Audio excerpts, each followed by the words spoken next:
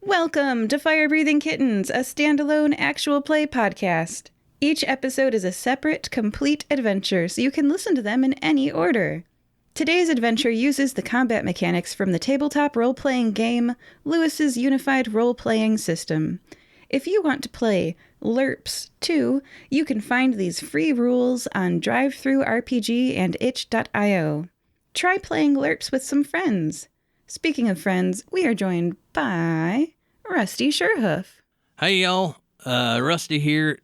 Today Rusty is sporting as ever his red bandana that is keeping his tousled hair out of his eyes. It's wrapped around his minotaur horns. He's got a red and black flannel on his torso, but that's covered up a little bit by his blue denim overalls as he is hanging out in wherever we're starting, I suppose. The guild hall, yeah. Oh, and can you tell us a little bit about your LURPS build? This is a classless point-buy system, so can you just say the weapon that you chose and the skill that you're going to use for it? And how many dice you have in that skill, of course. We're all curious. Sure thing. As a monk, I've got, so monk classically for Rusty, but not within the system.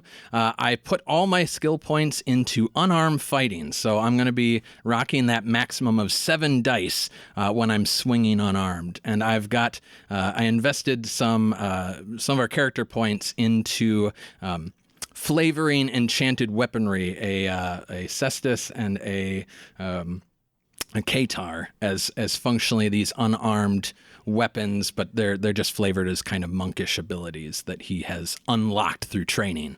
Excellent. And Tord Unfrid. Hailing from the north, Tord Unfrid. Tord Unfrid is half dwarf, half elf. Some might call him dwelf, but I don't like that term. Sitting at a tough 5 foot tall. I might be a little bit shorter than most elves, but I am taller than all dwarves. Down by my trusty's side, I have 2 hand axes. And I've gone for mostly a typical barbarian build. I've split my points between my health and speed, and I, of course, have my 2 trusty hand axes, which I do have 7 points, 7 dice into my slashing damages, so I should be hopefully dealing some good damage today. Yeah, let's see it. And Leo Bog. Hello. I am a Terrapinian, a large turtle man. I have orange and black mottled skin, and I appear to be wearing wizard's robes, and I appear quite old even for a turtle. But if you catch me out of the corner of your eye, you might see just a little flicker of a spark along the ridges of the shell on my back.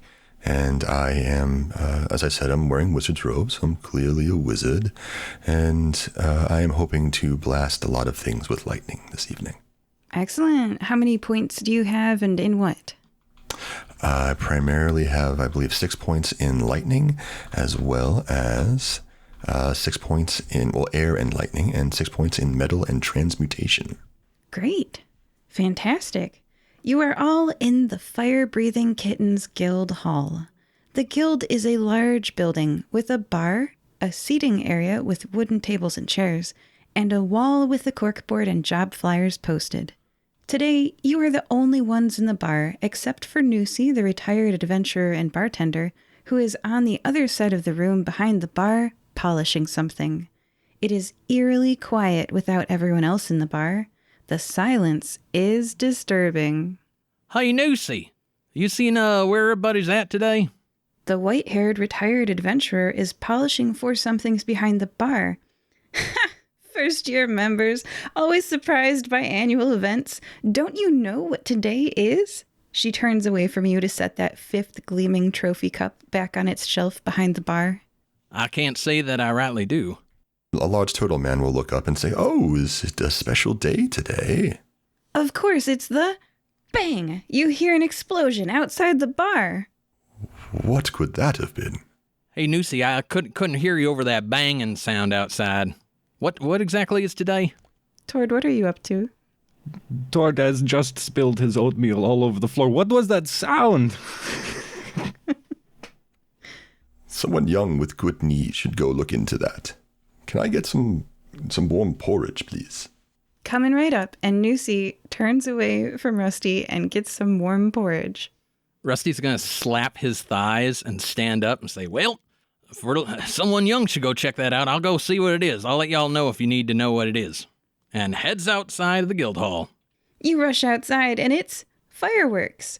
Crowds are pouring through the street, all of them heading left to right in the same direction, towards the port. Rusty will poke his head back into the guild hall and holler at, say, hey, Leo, Tord, I don't know if y'all are a fan of fireworks, but they got a show going on out here. Come check it out. I have never once in my life seen fireworks. I am coming. Oh, incendiary combustibles. How marvelous. I'm on my way. He's really slow about it, though. There's quite the fireworks display here, and crowds are pouring through the street, all of them heading towards the port.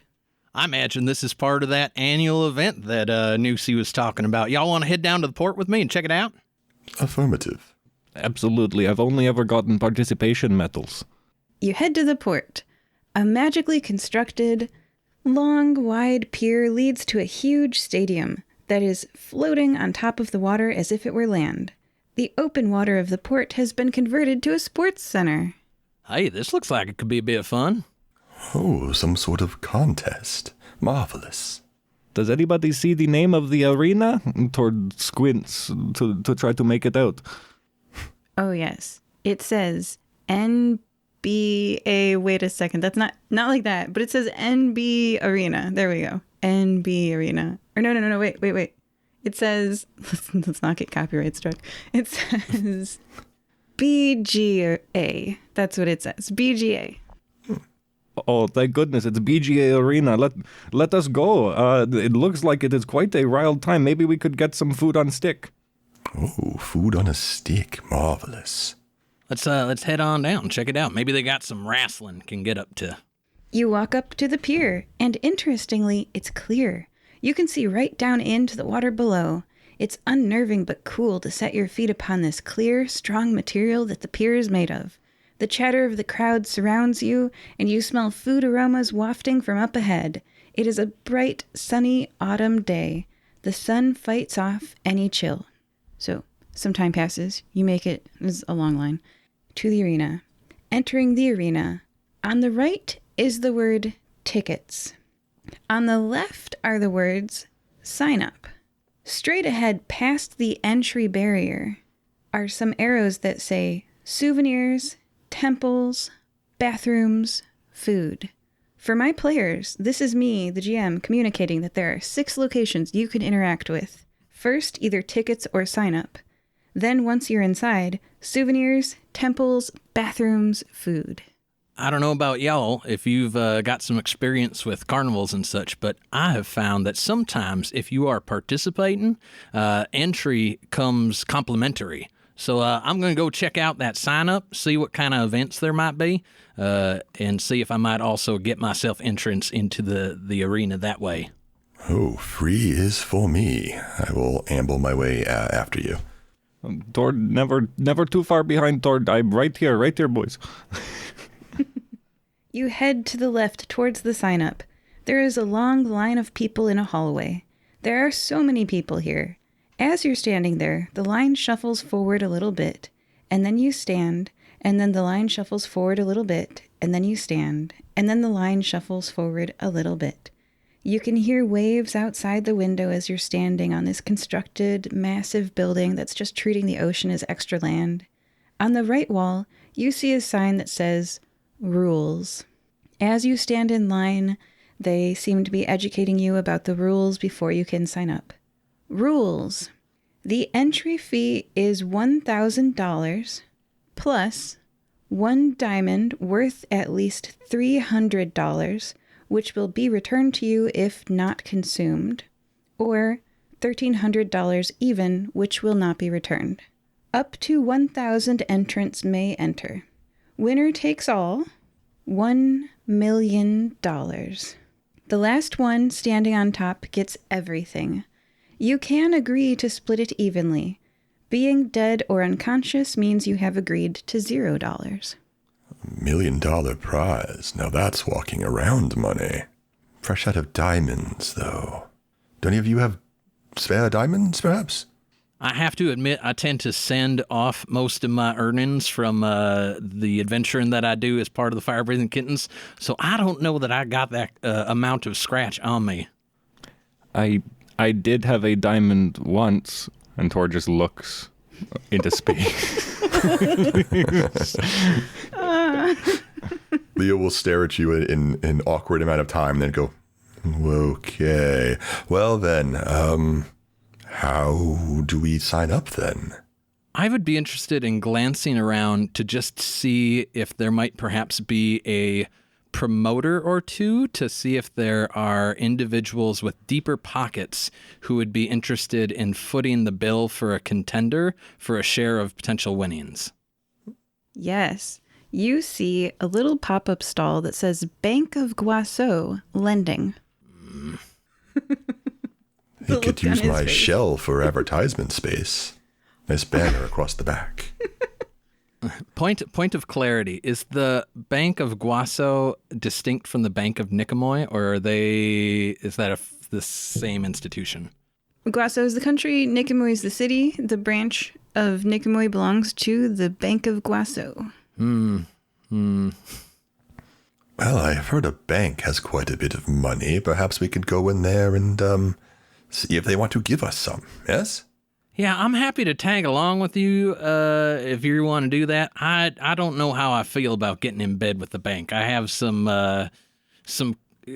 questions about their dealings that makes me squeamish about getting into any sort of contractual obligation with them. But I'll happily tag along. I can also just be a voyeur in this endeavor. Oh, that's fine. We don't ask for voyeur, and we did not say nothing about getting into bed with them. We're just going to ask them for a little bit of money, Rusty. I don't see the problem. Oh, I agree with that one. I see how that. Let's just go talk to him. That seems like the thing to do.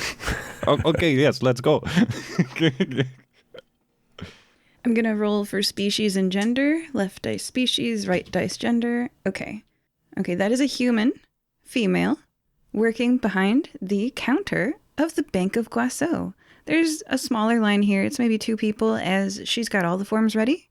She is helping a person fill out a form. There's 1 person in line before you, and the form has the address, where they live, other identifying information of someone who is able to pay for the debt if you are dead, and etc. And then, she's got pouches of gold.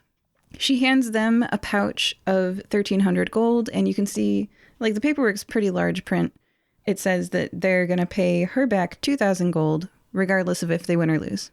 And what we saw, just a reminder of clarity, what we heard dollars. In the rules was that the only the people that are left standing collect winnings, either winner take all, or if those left standing say we're going to split the pot, that's the only way that people get a return on their investment. Is that correct?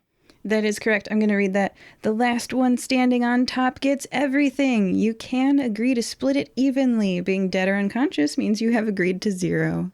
I should have asked this before we came to the bank, but how are you boys in a fight? Depending on what kind of fight it is, I tend to feel like I'm a pretty good, I can hold my own, let's say that.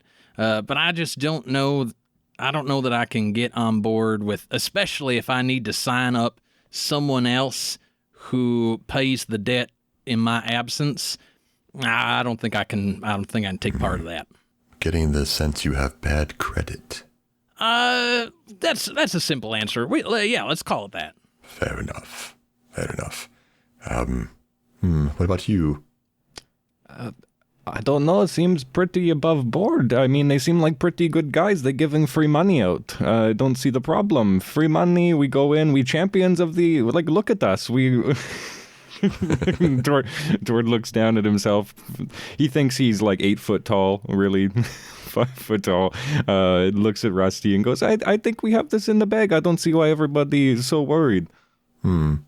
I'd like to try one thing first. I'm going to wander toward the doors of the bank, And sorry, I'm playing a very doddering old character. So he's going to stick his head out the door and say, "Is anyone here giving away any free money? Anyone?" He'll wait an obnoxious amount of time. Oh, this is a roll. I want to know. Oh, okay. Roll for it. Tell me what you're rolling and what the number. Okay, so hi, welcome to LURPS. Let's use the mechanics for the first time. What skills do you have, Leo? What skills do I have? That's a good question. I have alchemy and poisons, forgery, logic, and codes, fantastic places, magical creatures, identify spells and arcane, and tinkering and crafting. Probably more than I need. What skill are you using for this?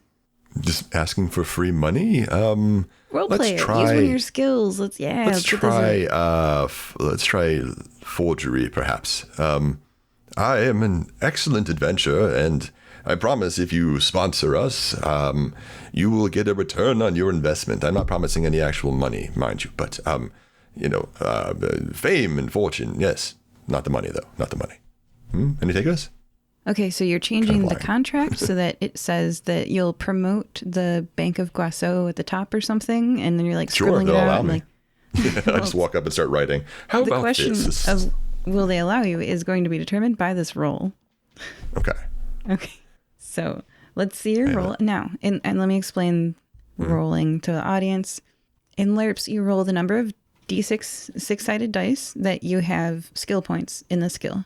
I see based on your character sheet, Leo, that you have 3 points in forgery, logic, and codes. So go ahead and roll 3 dice and tell me what the dice are. 3, a 2, and a 6. Okay. With a 3, a 2, and a 6, that means that you have 1 success, which is the 6. Go ahead and re-roll, because it's a 6, it's the highest number, the 3 or the 2, one of your failing dice. Note 4. For the listeners, 1s cannot be re-rolled. And what was that? That was a 4 for the re-roll.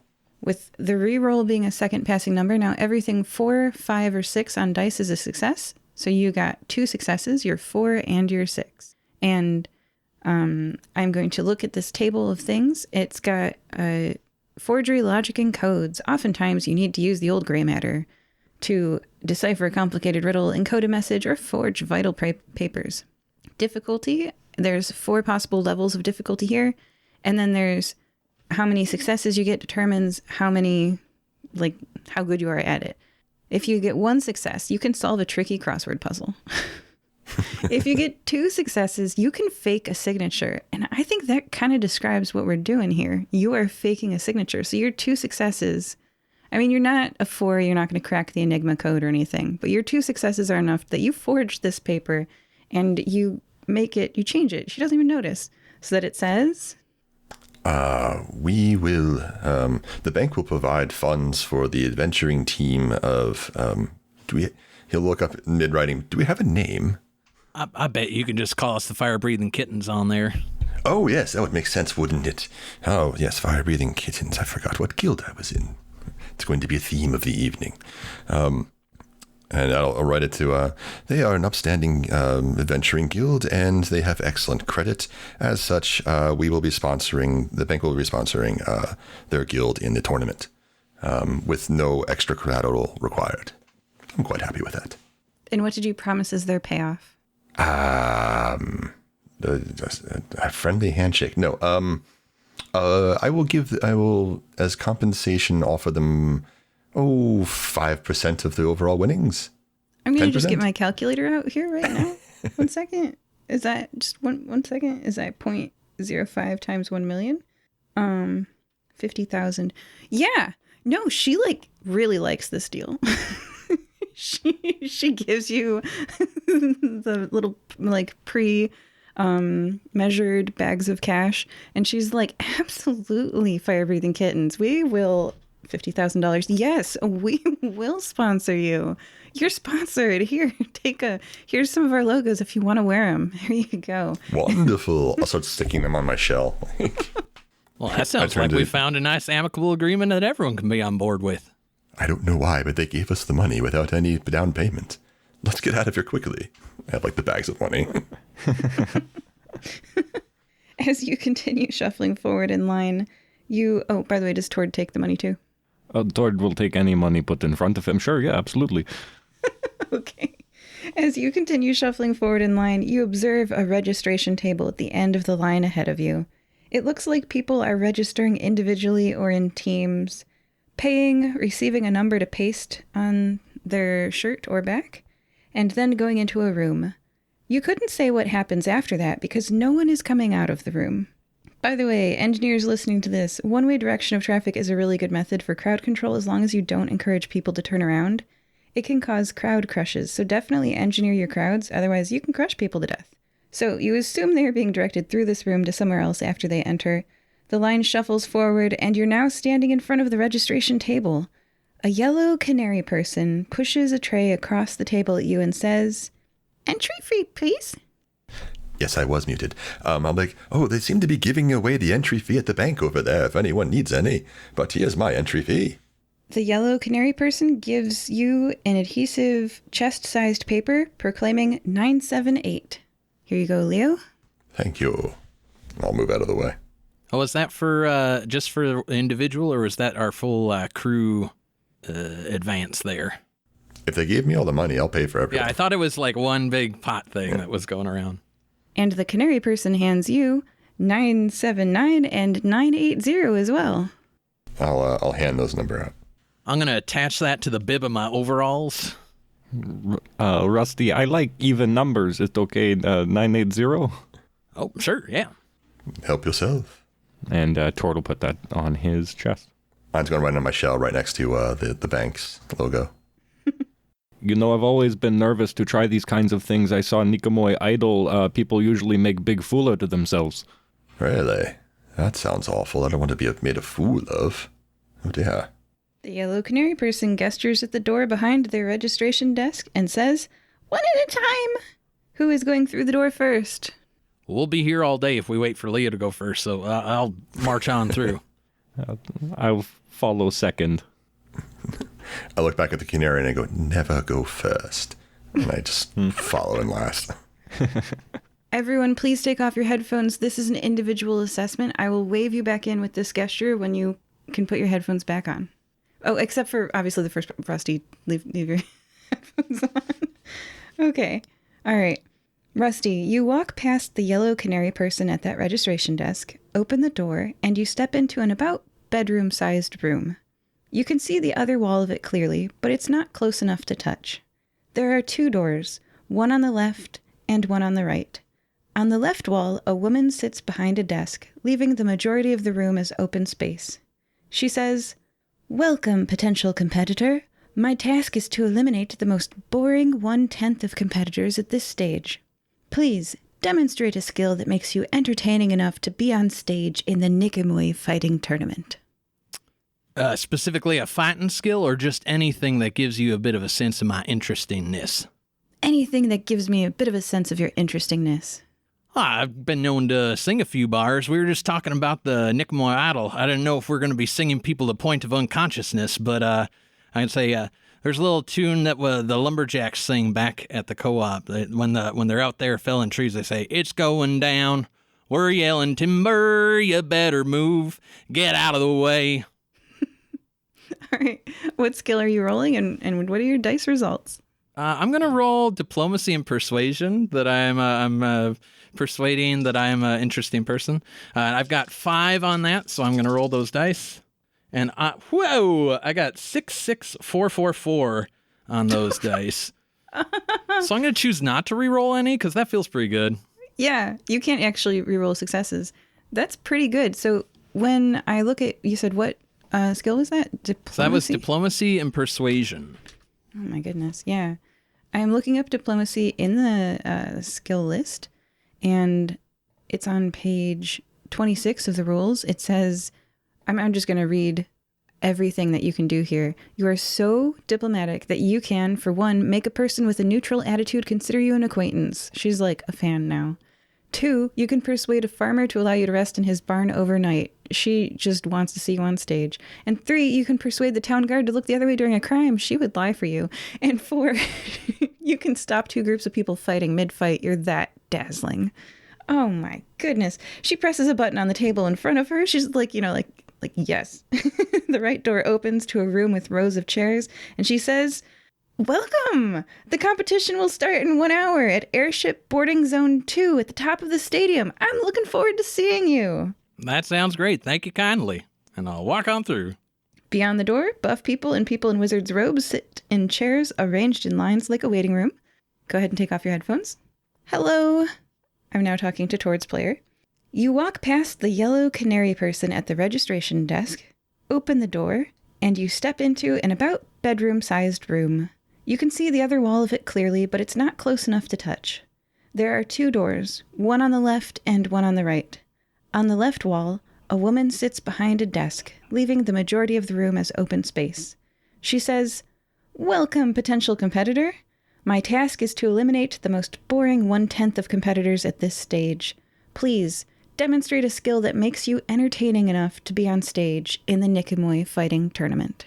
Well, normally I would try to fill the air with story and song, but being the environment that we're in, I think I will show off some of Tord other skills today.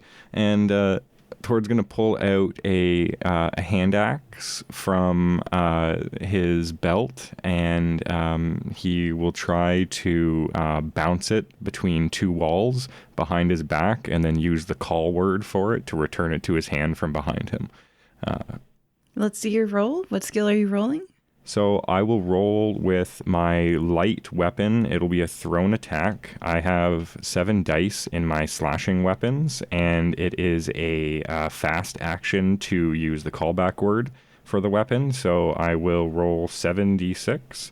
What would the DC be for that? The standard DC is 4, and the target number will depend on what your results are. I'll interpret it for you. Okay. So on my 7 dice rolls, I've got 1, I've got a 3, 2 4s, and 2 6s. Oh, and I also have a 5. 2 4s, 2 6s, and a 5? Yep, That's like 2 4s, 5s. 2 6s, and a 5, yeah.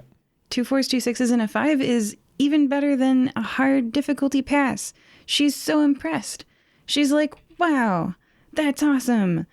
I really hope to see that on stage. Yeah. She presses a button on the table in front of her. The right door opens to a room with rows of chairs. She says, the competition will start in 1 hour at Airship Boarding Zone 2 at the top of the stadium. Beyond the door, buff people and people in wizards' robes sit in chairs. And Tord, you see a 4-foot, 8-inch, 200-pound dwarf man with black hair, tan skin, and intense blue eyes.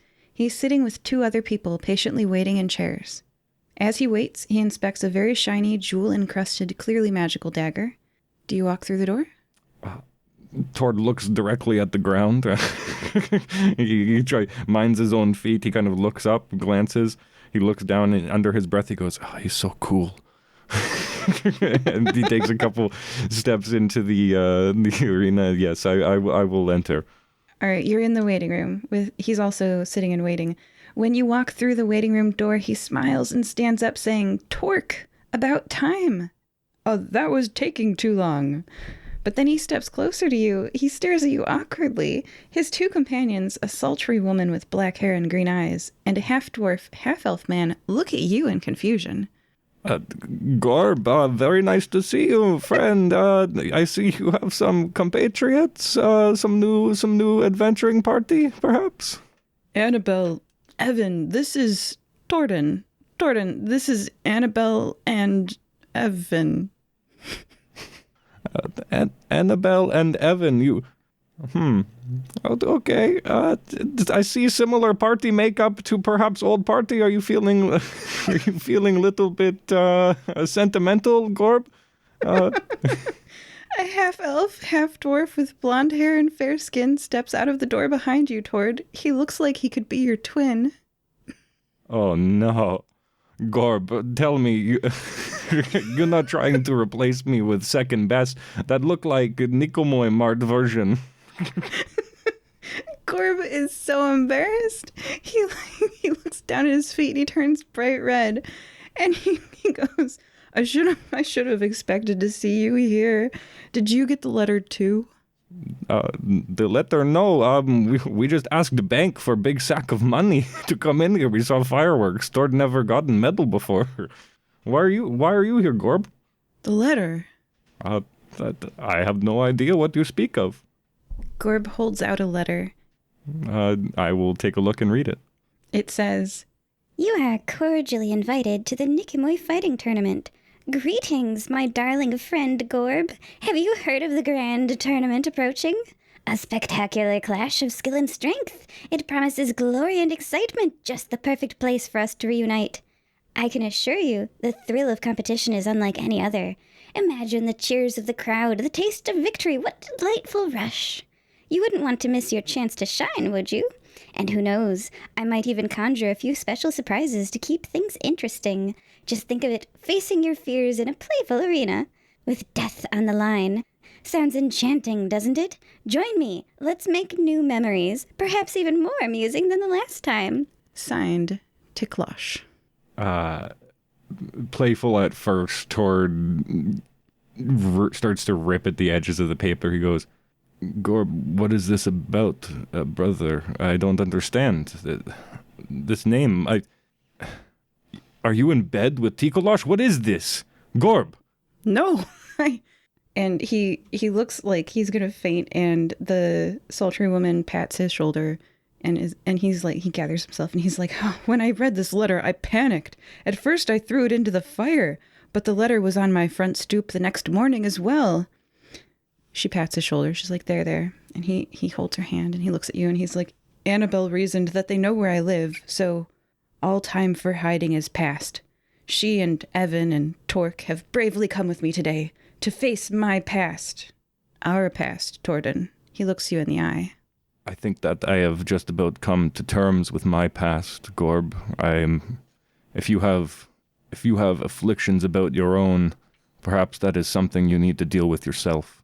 I have not come here today to make good with my past. I have come here today to make memories in my future. Gorb, look, all the best to you today, but I will not take it easy on you out there. I have friends that rely on me now. I have people that look towards me. Don't expect this to be like it used to be. He looks like he understands. And he also looks like, yes, he's surrounded by, you've got like the knockoff version of you right there. The knockoff version of Mirabelle. And this guy really is lame, man. You got to get him out. And the knockoff version of your brother Evan here. Yeah. Oh, no. Hey, you two. What relation? He looks real dumb, and he's like, huh? Oh my god. Gorb, look, get the Niqamui Mart version of me and my brother Aventir. Maybe we will see you. I hope for your sake that these two know their way around a weapon more than they know their way around some words for your own good. And he's embarrassed, and he shovels out of the waiting room now that his party is there. I'm going to wave in. All right, so we're now going to do Leo's part. Everyone else take your headphones off. Sorry. Leo!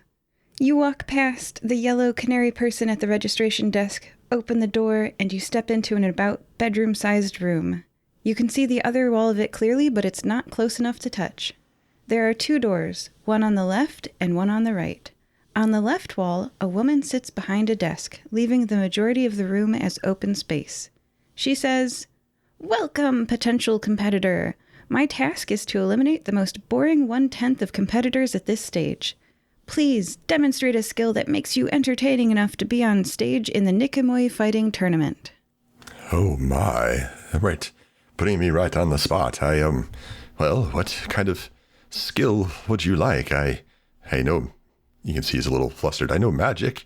Perhaps, yes, I'll produce a small whirlwind, perhaps. Yes, that would be interesting. Right? Some strong wind? If you can, go ahead and roll your skill number of dice and tell me the dice. And what spell are you using? Let's see. That's going to be air and lightning, so that's going to be 6. And then, as for which spell, it would be, I guess I could try, I think vacuum would be appropriate. That's in the air and lightning. Ooh. As I'm just going to suck a bunch of air into a central point around my palm. Go ahead and read the spell. It is, let's see, vacuum, instant cast. This spell effectively destroys air and similar gases and produces a suction that draws objects towards its center.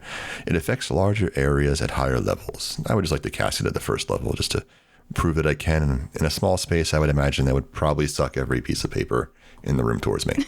So here we go. 3, 4, 3, a 2, and another 2. There was 1 success, I think. Oh my. Yes. Yeah, it's good that you cast that at level 1 because the target number is the spell level. So if you had tried to cast that at level 2, it would have been a miscast. So please spend 1 mana and record that you have spent 1 mana. What's your remaining mana? My remaining mana after spending 1 would be 64 now. Excellent. And you did technically pass. So she says she presses a button on the table in front of her. The right door opens to a room with rows of chairs. And she says, the competition will start in 1 hour at Airship Boarding Zone 2 at the top of the stadium. Beyond the door, your friends are waiting in a waiting room. Everyone, I wave you in. Yeah. Oh, that was good enough. I barely cast it. Oh, if you're happy, all right. Just amble my way towards wherever she indicated. Everyone else has cleared out of the waiting room by now. You 3 reconnect. Hello. Hello. How is everybody doing? Good. I fear I made a bit of a mess back there. She'll never find all those pages. But she's fine, sure. How did you all do? Oh, it was a very simple matter of convincing her that I was going to be an interesting competitor. Oh. Yeah, everything fine on my end too, you know. It's everything. Tori kind of looks at the ground. He goes, everything fine. Yeah. All right. Well, I mean, she didn't kick you out, so you did well enough. I kind of destroyed half the air in the room, and she seemed okay with that, so. What kind of things were y'all doing back there? Oh, you know, I did pretty cool trick with my hand axe. You should have seen it. Rusty, it bounced so many times. I caught it behind my back. I was imposing my will upon the realities of the world. Just looks at you very wide-eyed. Those both sound very cool. Indeed. If either of you see a couple guys that might look like me, kind of might look related to me, but dumber, a little bit less attractive, just ignore that. You might think we're very similar at first, but we could not be more different. Oh my. Very well. Relatives of yours, perhaps? I hope not. Yeah, he goes, old acquaintance of mine, old friend, adventuring party member. He has joined the tournament with us, and he has some friends with him. And well, let's just say I think he missed me a little bit. Well, that sounds like a good thing. Indeed. Yeah, Evan's okay. Well, do we have any idea where we go next? I'm just sort of looking around. Yeah, what do we spy? Are we out like in a Coliseum area or just like in a hallway following the little... The waiting room opens up into a stadium interior. Have you guys ever walked from one section to another inside a stadium and there's that hallway inside that you can like walk along? It's got stuff for you to do like bathrooms, souvenirs, temples, and food. I heard y'all were interested in getting some food on a stick. You want to go swing over by the food if we got a little time before the match starts? Can't go wrong with a good food or a good stick. Yes, let's go. Yes, maybe some corn dog and some foam fingers. Corn dog? Is it made of corn and dog? It's left to your own devices, really, on that one. I've got to be honest. It's under the impression you did not eat dogs. All right, let's go. I'm open to trying anything once. Twice if it don't hurt. Indeed. You're standing under a big old sign that says food. Hamburgers, falafel, tuna stuffed rice balls, fried cheese, ice cream, everything's $10 until you see beer, $20. What? Water? $30? A jackalope remarks, 2 hot dogs and 2 milkshakes, please. Tess turns around, her arms loaded with food. Oh, hey there, Tess. Oh, Rusty. It's nice to see you. I was just getting food for Bonaventura. Oh, my boss, thank you again for getting me this job. Oh, I'm glad that it's working out well for you. How are those meetings going? Fantastic. A little bit illegal stuff, but I never hurt anybody. Oh, that's different than I expected. Here, let me introduce you. These are my friends Leo and Tord. Leo, Tord, this is my friend Tess. Hi, Leo. Hi, Pleasure Tord. to meet you. Hello, Tess. Very nice to meet you, Tess. I imagine Bonaventura is here with you, if you're getting food for him and all. He's in the stands. I think he's accepting gambling wagers. That does strike me as something he'd be up to. I'm going to lean into Rusty and be like, if you know her, can you get us a discount? A discount on a gambling wager? On the food. How do we here On for the food? No, I think this food is for her and Bonaventura. I just sort of spin around in place. I'm like, but I was told there was food. Is there not to be food? Here, let's get. Does you anyone something have any food? Let's move up to the counter. That's where we're gonna get our food. Bye, Rusty. Are you competing? Yeah, we're representing the fire-breathing kittens today, so we're doing our best. I'll bet on you. Bye. Thanks, Tess. Good to see you. And for everybody, what do you have? What are you eating here? What is the funkiest thing they have on the menu? I want like fish pickled fish. They have pickled fish. You have? Yeah. I will have pickled fish on what is it? A stick. Yes, a stick. I hear it's the trend now. Oh, it would fall off the stick, but it's in a bowl and it's got like a gel. Perhaps I'll magic it onto the stick. I'll take that. Okay. And your finest stick, please. That's $10. You guys? I'm gonna get me some of them falafels and a little bit of the water to go along with. What's the deal with the markup on the drinks here? Is that like a persuasion or diplomacy to get them to reveal some of that info? I'm just trying to come up with an amusing answer because I just thought it was realistic. So I think the person says, stadium pricing, you know how that is. Well, that's fair, I suppose. How about you, Tord? What you getting? I've already got several corn dogs.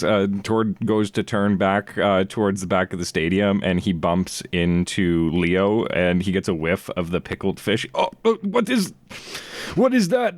Oh, what is that smell? Leo, what are you eating? Some sort of pickled pink fish. It's actually very delicious. That lovely sour umami you're smelling. I can't get enough of it. Would you like some? Oh, by Puts the it gods. way too close to your face. By the gods, put it away, man. Tord hands his corn dogs to a nearby person. He goes, I can't eat after this. Leo, Are you you ever just have giving those lutefisk away? before? Lutefisk, yes, I have. Wonderful. I like it buried for a few days first. That's a right sign of a connoisseur right there. Marvelous. I have mine sent to import it, you know. If Leo's- y'all got your food all together, mind wandering over to the temple area with me? I just want to kind of check out what they got going on over there. I suppose as long as no one's going to try to convert me. I just like to center myself before competitive endeavors. Very well. The temple is a still place, cut off from the sound of the rest of the arena. There are tall white columns and altars to various gods. Apart from occasional priest or shrine maiden, it's pretty empty here before the games and injuries begin. A man with wide, muscly arms sits in the pews in front of an altar, his strong hands pressed into the shape of prayer, looking reflective. It's Orin, the hot acrobatic martial artist who is also a healer. By the gods, Orin! I still have your pull-up bar, man. What are you doing there? Tord! Fire-breathing kittens! Of course you'd be here today, I should have known. Niqamui is your home base. Are you here to compete, or are you on a quest to do some good? Maybe rescue another person falsely accused of a crime they didn't commit? No crimes have been committed except for the ones that we are about to make in the arena. Tord flexes. These are new friends, part of Fire Breathing Kittens, Rusty and Leo. Nice to meet you, Rusty and Leo. Nice to make your Rusty. acquaintance. Pleasure to meet you. Rusty, Leo, this is probably the most ripped and also the most innocent man I have ever met in my life. That's quite a combo. You must work out. He just like shrugs, but like he's so muscly, you know? Oh. And he says, I do a bit. Oh, but today I'm working as not out, but as a medic. It's a great deal. They pay and feed me and give me free tickets for Captain Michael and Chef Grayson to see the show. That's amazing. I'm extremely glad to see you not behind bars and doing legitimate work, my friend. Do you maybe have a little bit of time for a quick set with me and my friends before the match? Get a little swell going? You guys work out together, and you know that if you need to be healed, you can trust Oren. He'll do a great job. This guy's legit. Trust me. Nice to Leo know will that be you got our anywhere that backs, isn't lifting Oren. heavy stuff. Oh, can you two say that again? Nice to know that you got our backs, Oren. Leo will be anywhere that doesn't involve lifting anything heavy. Best of luck. Oren, we will try not to be back to see you. But He's left your if shoulder. we are. Yeah. All right, where to next? Does anywhere catch our eye if we look around? Anything look particularly interesting? One thing it occurs to me, we could go check out souvenirs. I heard foam fingers were of interest for someone. But otherwise, maybe there would even be interest in heading out to the stands, seeing if we could connect up with Tess and Bonaventura again. If Bonaventura's taking gambling bets, not that I'm looking to lay one down, but he might have some intel on what we can anticipate in this year's competition. Capital idea. Forewarned is forearmed, as they say. Oh, smart and funny. Look at us go. Yeah. Let's head up to those stands. Okay. I'm going to fast forward through that because I think what you really want is information about your competitors, not to be flirted at by Bonaventura. Yeah. Good call. Yep. So he will say the following. The top ranking bets right now, other than you, Fire Breathing Kittens, of course, so lovely, is there is talk that the Bank of Guaso has sponsored an elite team of rock golems. And that is some intel that you have because of your NPC connection. Now you know, watch out for rock golems. They hear, they rocks. There you go. Well, there you go. I'm so glad that we came up here to see and chat with y'all. Rock golems. Can we gather any information on a rock golem? Oh, yes, their weaknesses. They're weak to things that destroy rock. So, stabbing weapons, not so much. Yeah. Noted. How do they feel about lightning? I'm excited to find out. All right. Do we got time to hit up that souvenir tent before things kick off? Absolutely. And you guys know what you need to do to kick it off, right? I told you the location where you're heading after this. All three of you. Yes, good. They're nodding. Okay, good. Heading to airship number 2. Yes. Good. Okay. Souvenirs. Imagine if Funko Pop had magic. What would they use it for? Magical mass production has turned this souvenir shop into quite the sight. There are wooden figurines here for every competitor. The shelves are numbered from 1 to 1,000. Oh no. You're never going to pull Leo out of there. Magical Mechanica, my word. How do they mass produce all of these? I have to know their secrets. Store clerk, how much is this one here? And I'll just pull one off of the shelf. What number? 62. Okay. It's a bottlenose dolphin person. $19.99, says the store clerk. $19.99. What is it? Does it do anything? Can you tell me about it? It laughs like a dolphin. Laughs like a dolphin, and there's an enchantment inside. Yes, and you guys are chatting. What numbers you guys scrolling to? Oh, I'm not interested in non-essentials of this kind. It's not real my thing. I'm all about souvenirs. I go 99. 99. Okay, I'm just to remind you guys. 99. Another person.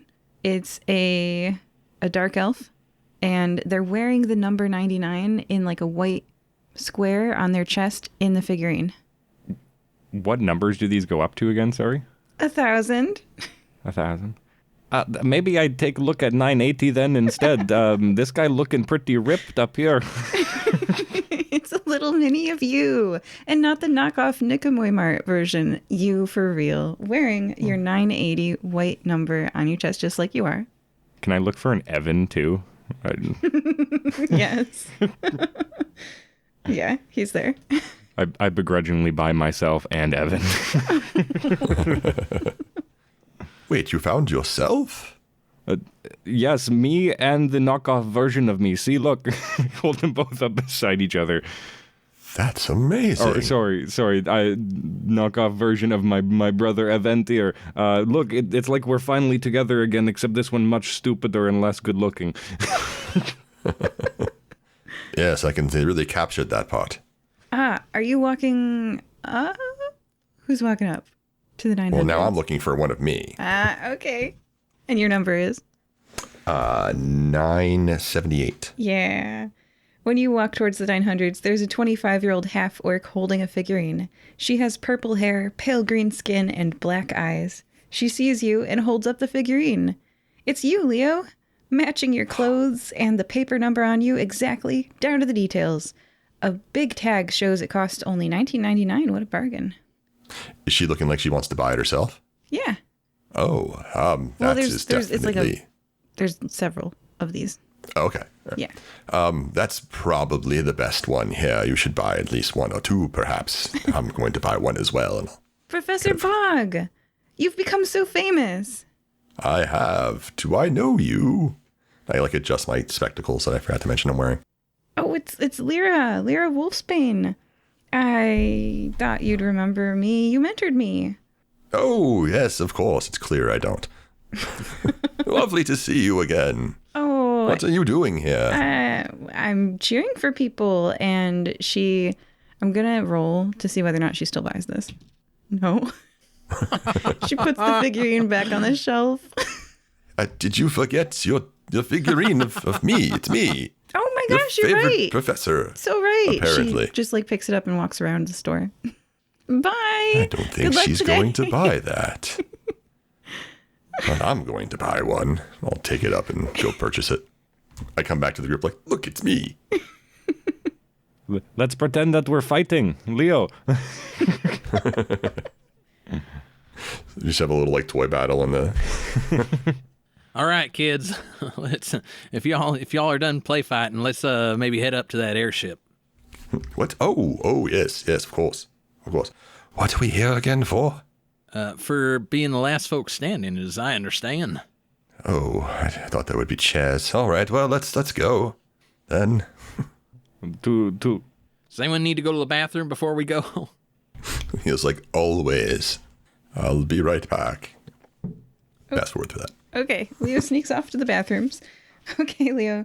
There are toilet stalls and sinks. The general room is empty, and the door makes a bang sound as it closes behind you. Oh, we're playing at the... okay. Oh, my. No, we're not. You hear the sound of the water running from the sinks. Turning to look, These are all made from mammals. No, I'm kidding. Turning to look at the sink, you see, standing at the sink, a 5'9", 22-year-old, 135-pound, red hair, mottled orange and black skin, terrafin turtle person. He's wearing simple robes and looks dopey, like he has 2 left feet. He has somehow managed to get himself stuck in the sink. He recognizes you, Leo, and says, Professor Bog, it's me, Philip. Can you help me? Oh, no, it's Philip. Hi, Philip. What have you done to yourself now? He is tangled in the sink. I will look around to see if anyone else can help him first. All right. I'll help you extract yourself again. Why do you always manage to do this? Thank you so much, Professor. I'll try harder next time. I wash my hands. You see that you do that. Why are you possibly here? To see the show. Are you a competitor? I am, yes. Don't let anyone know that you know me. I won't. Try not to hurt yourself. Are you here with another adult? I saw Lyra, but I don't see her anymore. Yes, she probably turned the other way rather quickly as well. Yes. Well, horrible running into you again, Philip. Best of luck with your sinks and all. Try not to hurt yourself. I'll kind of wander out. All right, you're back from the bathroom. Airship boarding zone 2, you said, yeah? They're nodding. Yes. It's conveying well. Yes. Oh, yeah. It's a podcast. You can see us all now. Airship boarding zone 2, overhead, a magically amplified voice announces, contestants, proceed to airship boarding zone 2. Signs all around the stadium point to a stairwell labeled to airship boarding zone 2. How big of an airship is this? You'd have to climb the stairwell to find out. Oh, well, yeah, let's climb that stairwell, and I want to get a looky-loo at it. How many stairs are there? Oh, so many stairs, Leo. Leo is going to turn himself into wind and climb them instead. Unless anyone wants to carry him, he looks around. Does anyone want to carry me? How much you weigh, Leo? A lot, like a metric ton. Whoa, that's way more than I would have guessed. Yeah, if you've got an alternative means of transportation, I don't know that I, especially right before we get into a scuffle, need to be hauling a ton around. Very well. I will use. Hang on, I know I can do this somewhere. Into thin air. I turn myself into air, enabling me to move along the natural wind currents until you choose to return to a solid form. So I will be rolling 66 What for level lightning and are air. you casting it at first before you see how many Just level 1. successes you Sorry. have? Just level 1. I just need to get up some stairs. Yeah. Upcasting level increases the number of... Oh, I can bring other people with me if I upcast it. Let's see. A 4 and a 2. A 3 and a 4. 2 successes. And another 4. 3 4s. Okay, you pass. You're level 1. Go ahead. How much remaining mana do you have? That is 1 mana less. Let me do that. And then that would bring me down to 63, I believe. Yes, 63 mana. That's correct. All right. You make it to the top of the stairs, like normal people do, floating on the air. And Tord and Rusty also make it to the top of the stairs with their legs. You emerge from the stairwell to a windy platform high above the stands. We're talking like high, like it's windy up here, high. The stands are full of the audience and the center competition area, which is filled with a magical fog. So you can see down and you can see the people, and then like you can see the fog. So there's like you can't see what's in the arena because of the magical fog. An airship, imagine the Flying Dutchman. A wood and sails galleon ship awaits you. Do you board the gangway? Yes. Though as he does, Rusty's stomach just churns a little bit at getting on board of this vessel. He's thinking to himself, I hope this thing's large enough that I don't get the queasies. It's okay, Rusty. If this makes you feel any better, fire-breathing kittens, we have fantastic record with automotive vehicles, flying in water. We never mess it up, ever. Leo will see you looking a little green and be like, are you all right? You didn't take the stairs, did you? There was quite a lot of them. Oh, stairs don't bother me. It's just I don't love. I like being on my own 2 feet. Let's call it that. Ah, yes. Airships, not for everyone. Just, if you have any issues coming up, just point the other way, yes? Yeah. Very good. Rusty, you have 2 feet? Well, hooves, I suppose, if you want to get real technical. So you all walk on the plank? Or all board the gangway? We all walk the plank. Well, yeah. Hundreds of other contestants also board. With a lurch, the ship rises into the air. It soars over the stadium, over the stands filled with audience members, over the fog. The airship sails in circles inside the arena. The amplified announcer voice speaks again. Arg, mateys! This year's tournament is a free-for-all. You can fight individually or in a team, you decide. It doesn't end until whoever's at the top agrees to split the $1 million. Unconsciousness or death means you agree to receive $0. Do my players need the rules repeated? All good. I think Rusty looks a little green around the gills as he's gripping the railing, but he does not need the rules repeated. I think we're good. All right. Before you can reach the top, everyone starts at the bottom. It's time to walk the plank. The airship circles the fog. Oh, like a literal. We're all just over our other competitors who've done this before more readily moving to the plank. A pelican person with the number 309 glued to them flaps their wings and springs off from the deck of the airship, pulling their knees close to their chest like a high diver. They plummet into the fog, falling out of sight. The airship moves on, still circling, creating distance between you. Everybody got a handy means of getting down to the bottom? Or does someone need a little help to make sure that they get down safe? I can turn myself into air, so I'm all good. How about you there, Tord? See you guys at the bottom. Tord's already making his way over towards the thing. He's ready to just jackknife off this thing. All right. Yeah, Leo's not scared of that at all. Sounds like everybody's ready. Here we go. I, the GM, am a little concerned that two of you are going to splat yourselves. Can I just ask what's your strategy here? I have 7 points into the skill feat of strength and resistance. You can use this immediately after you fail a resistance check to see if you shrug it off anyways. I was literally just going to see if I could aim for the bushes. Oh my gosh. I could turn you into air as well, Rusty, if you want. Well, Rusty's plan is actually, because Tord didn't really articulate what he was going to do. He was going to fall and kind of match pace with Tord, but at some point before he hits the bottom, he was going to cast Featherfall either on himself or on himself and Tord, based off of whether it seemed like Tord needed it. So we see all these magicians like jumping off and like mitigating it somehow, and then there's Tord just jumping and just going for it. So he's going to stop himself, right? What I imagine is Tord would definitely jump on his own volition, but about halfway down, he'd probably see someone splat onto the surface below, and he'd go, you know what, actually, Rusty? Let's see that Featherfall spell. Oh, man. How many dice do you have in this skill? So I've got 4 dice in motion and levitation, which means at an upcast, in order to hit an additional, it would be 3 targets within a short distance, but, just got to get an extra one. I need 2 successes on these 4 dice. And, just because this is a pretty far distance, I'd love to just use the overcast mechanic, and we can introduce that. So this spell is going to work. We are going to get successful Featherfall on both Rusty and Tord. But if it's a failure on the dice, it counts as a miscast on the table. And we'll see how that shakes out. Hopefully it just succeeds, and then it's no problem. Okay. And so you're looking for 2 successes for 2 targets?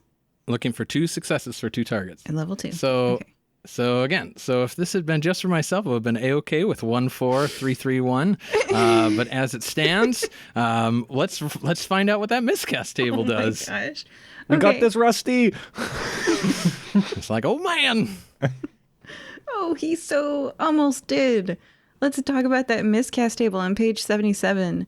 So if you critically fail or if you overcast, so before knowing the result of a roll for a spell, you can declare your overcast and it will be cast regardless of the dice result. Should you succeed, all is well. Right.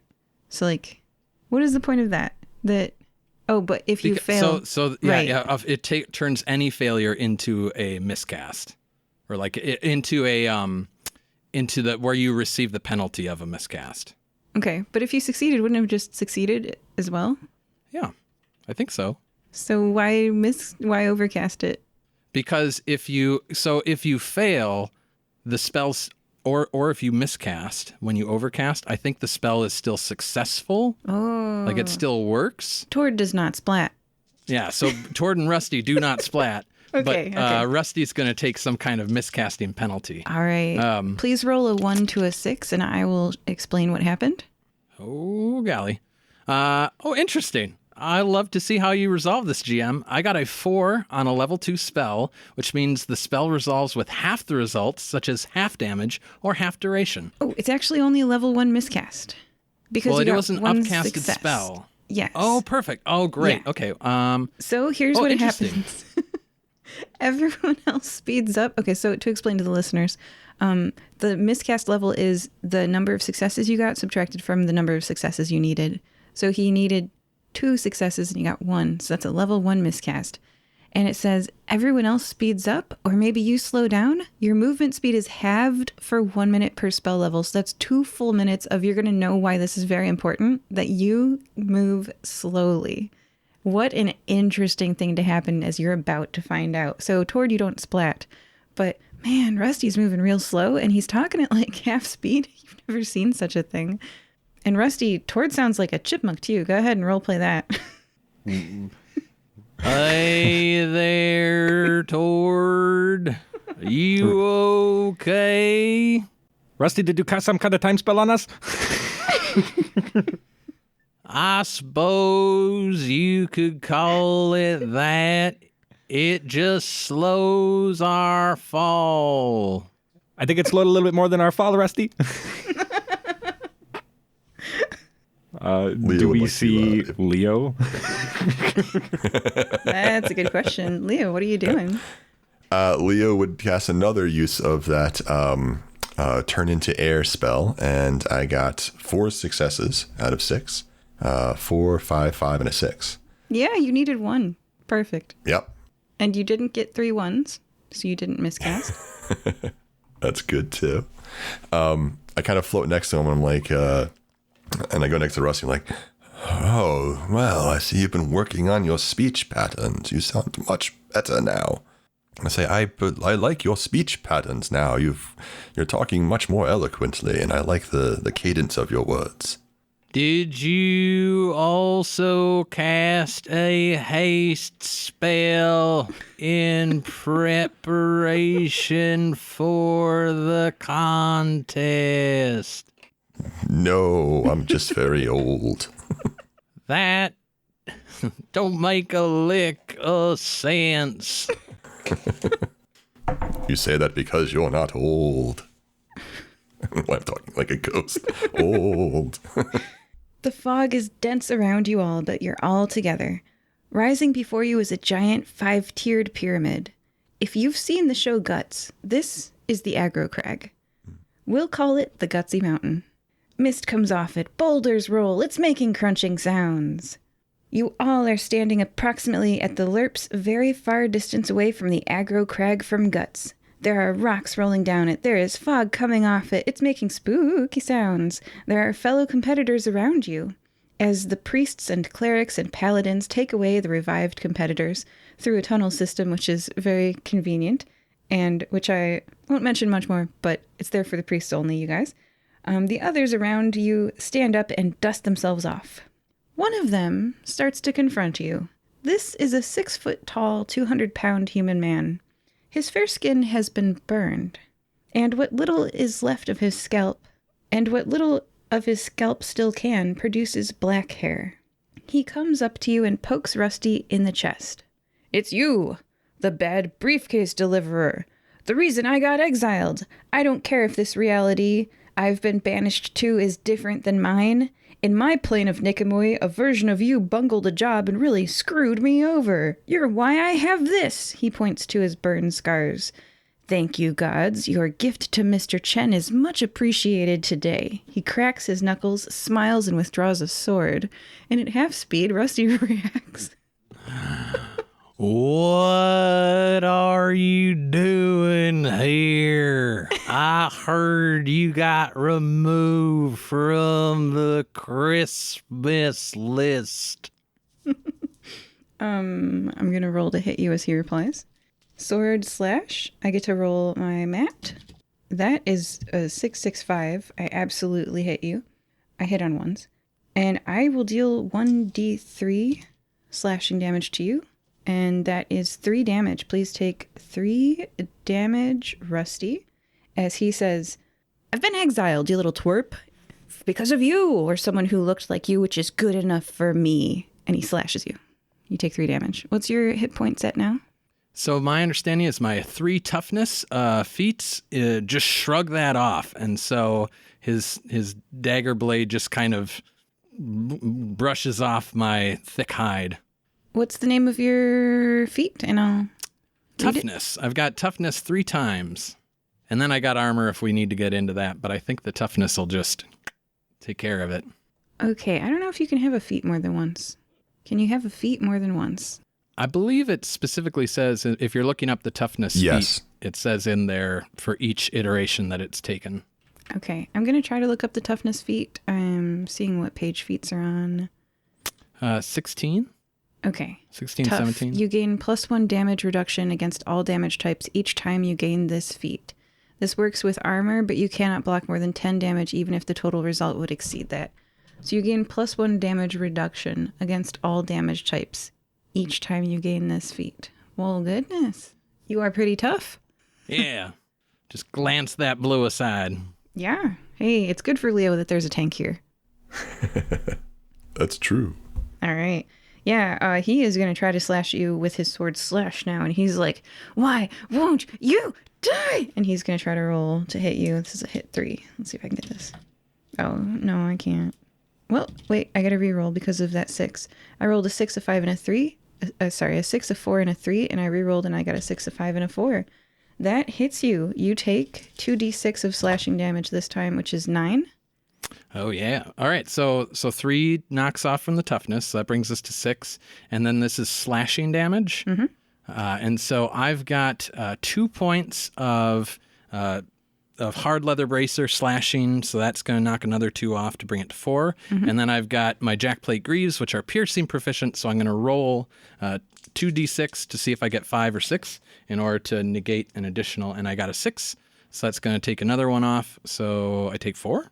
If I did the math right? I think you're down to 3. Did I do that right? It was no. 9 I thought to it was start. 3. It was 9 to start. No, it's 8 to start. I'm looking at a 5 and a 3. Oh, then 3. Yeah. Okay, so you are I should take 3. taking 3 damage. As Mr. After Chen... the second... Oh, sorry? I was going to say, after the second strike, I was going to walk up probably a bit more calmly than I should be, considering my ally is being attacked. But I don't see him taking really any damage, so I just kind of like walk up like I'm inspecting it. What are you doing? Is this an exercise in futility or something? Some game I don't know? I'd like to try and knock Mr. Chen out if I'm allowed to retaliate. Absolutely. You're going to take 2 turns to make 1 action. So you're going to start now and you can finish later. In that time, I think he's going to slash at Leo. He's going to say, Mr. Chen is out for revenge. And he rolled 3 dice and got a 4, a 1, and a 1. That is a critical failure. He causes injury to himself. Mr. Chen is out for revenge, but now he's also splayed on the ground. Are you having a bad day? Do you need someone to help you? I mean... Do you know this man? We should knock this guy out. He seems to be doing a fine job on his own. Yeah. Are you sure you don't need some sort of assistance? Leo seems genuinely concerned about the man attacking us. He seems genuinely angry and like you're the cause of his burns, sort of, so he wants to hurt you. I cannot stand to watch this anymore. You look worse than Evan out here. Come on now. I'm gonna pull out a hand axe, and I'm going to try to use a special combat move to disarm Mr. Chen. So just to read the actions out, because we are on a podcast, you may choose to disarm your opponent as an attack, dealing half your melee damage on a successful attempt. You and your target both make melee attacks at normal difficulty, which I believe is a 4. For each weight category, heavier or lighter the weapon is from each other, you can adjust the DC by -1. So my hand axe is a light. I'm going to try to disarm his slashing weapon, the 1d6 one. So for each weight category, heavier or lighter the weapon is from each other, adjust both characters' DC by -1 and +1 respectively. Example, a light weapon rolls at DC +2 and the heavy rolls at -2. So your DC would go up to like 6 or 5? What is a sword again? A sword, I believe, is a medium. Medium. Okay, yeah, so just 1. So you would go up to 5 and he would go down to 3 on this roll. Yep. And I am going to expend, let's see, I'll expend 3 speed to give myself an additional 2 dice to the combat move. All right, how many SPE do you have remaining? I had 60, which leaves me at 57. Excellent. I've got my results. I've got 2 passes, a 5, a 5, and a 1. Wasn't really affected by that DC lowering. I got 2 6s. And You then can nothing re-roll else. fails that aren't ones with 6s. Okay, I will re-roll this one here. Each and one this 6 here. lets you re-roll a 2 or a 3. Okay, so that's 2 6s and a 5. All right, you succeed. So you describe what happens. So I throw my hand axe, and it clinks off of his hand. I'm just going to try to hit him with like the broad side of it, which is why it's going to only do my half damage, which is a 1d6 of damage. So I'm only going to do half of 3 damage, which I guess would be 1 to him. And I hit him with the broad end of the back of my hand axe, and then I'm going to call it back with its callback word gale. So I toss my hand axe. I go, I don't think so. You better drop that thing. It hits off of him. I say, gale. It comes back to my hand, and that's going to be a fast action. That's going to take 1 of my mana. So I have only 10 mana. That's going to reduce my mana to 9. Whoa, that's a real clock. All right. All right. Yeah, Rusty, you got there. What do you do? Yeah. So as Rusty like moves into a pose to begin striking this guy, his hooves start to be wreathed in flame, and frost curls around his forearms as he unleashes a multi-attack on this dude. I'm just gonna do one extra. I don't know exactly how tough this dude is. So to walk people through what's about to happen, doing a multi-attack as a full round action because he's right in front of me. And I'm going to be spending 10 SPE in order to get 2 hits. And so I'm using unarmed. So unarmed attacks naturally do 2 hits. So I'm going to do a total of 4 hits. And with unarmed attacks, I'm rolling 7 dice. So the first roll of dice, I got 5, 4, 6, 6. That's going to be enough for a critical, because I've got double the target number of 6s, right? So Yeah, that's, your target number was only 1? Yep, target number is Wow. 1 for a punch. Oh, that's good. So you on the automatically deal the full number of damage on a critical hit. Each d6 Yeah. is a 6 of damage.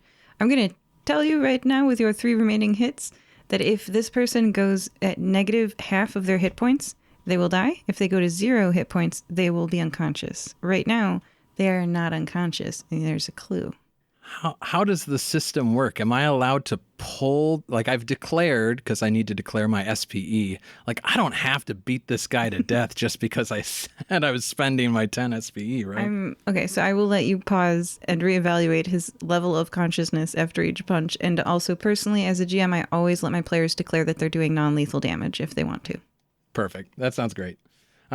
But yeah, he's not currently unconscious, is what I'm telling you. So again, my feet are like, But, okay, I'll just tell you. He's at 1 HGP because 3 from Tord with the half damage and 1 because you still deal damage with disarm. And how much from you? so I've got, so my 6? feet are like Yeah. enchanted, flaming cestus, and my hands are like enchanted flaming catars. So if I'm doing max damage with my hoof, that's a total of, and this is a little confusing, GM. I don't know if I get to max the magical enchantment. It's 3 for sure, then either a D6 or just an additional 6, and then +1. Yeah, So he had 10 hit points. So tell me what you did. And I mean, he only had 7 remaining after Tord. Okay, so do I max the enchantment die? Yeah, because All right, the cool. critical maxes the damage. Sweet. Yeah, so basically Rusty does a spinning roundhouse kick with his hoof, and even at half speed, just like catches this dude in the chest and sends him flying for 10 points of damage. And then I guess doesn't hit him again because he falls over. Oh yeah, he's laying unconscious on the grass. A priest starts to approach them, and before they can react, bong, bong, bong. There's a flash of light in the distance. You can see there are stands, but they're very far away. You're on a lawn. It's grassy. Between you and the stands that are far away, on the grass, a flash of light flashes and then condenses into a wall. This shimmering vertical wall of force approaches you. It's getting closer and closer. People are screaming as it approaches them, then their scream is cut off. It's coming up on you, and you are still a LURPS distance rating of very far from the base of the pyramid. We should probably go. Leo, can you speed me Yes, up? let us. Oh, you want me to speed you up? Let's see what I have. Well, I could give you a bit of a jolt, literally. I'm not sure if that would help. Let me see. You can see him, like, looking through his memory. We just gotta move faster than that wall, I figure. Hell, I could give you a spasm. You would be spasming quite quickly. Or I could turn you into air. Would you like that? Slow nod. Very well, and as I just remembered, I'm supposed to be narrating my spells. Leo will begin to incant in the air and wave his hands in very arcane rhythms.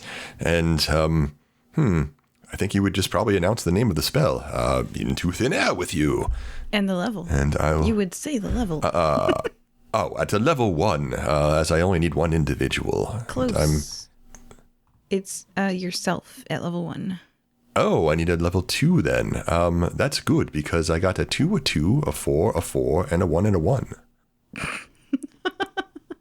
Oh my goodness. Well, the 4 and the 4 means that you get 2 successes. Rusty seems excited. Rusty, you turn into air.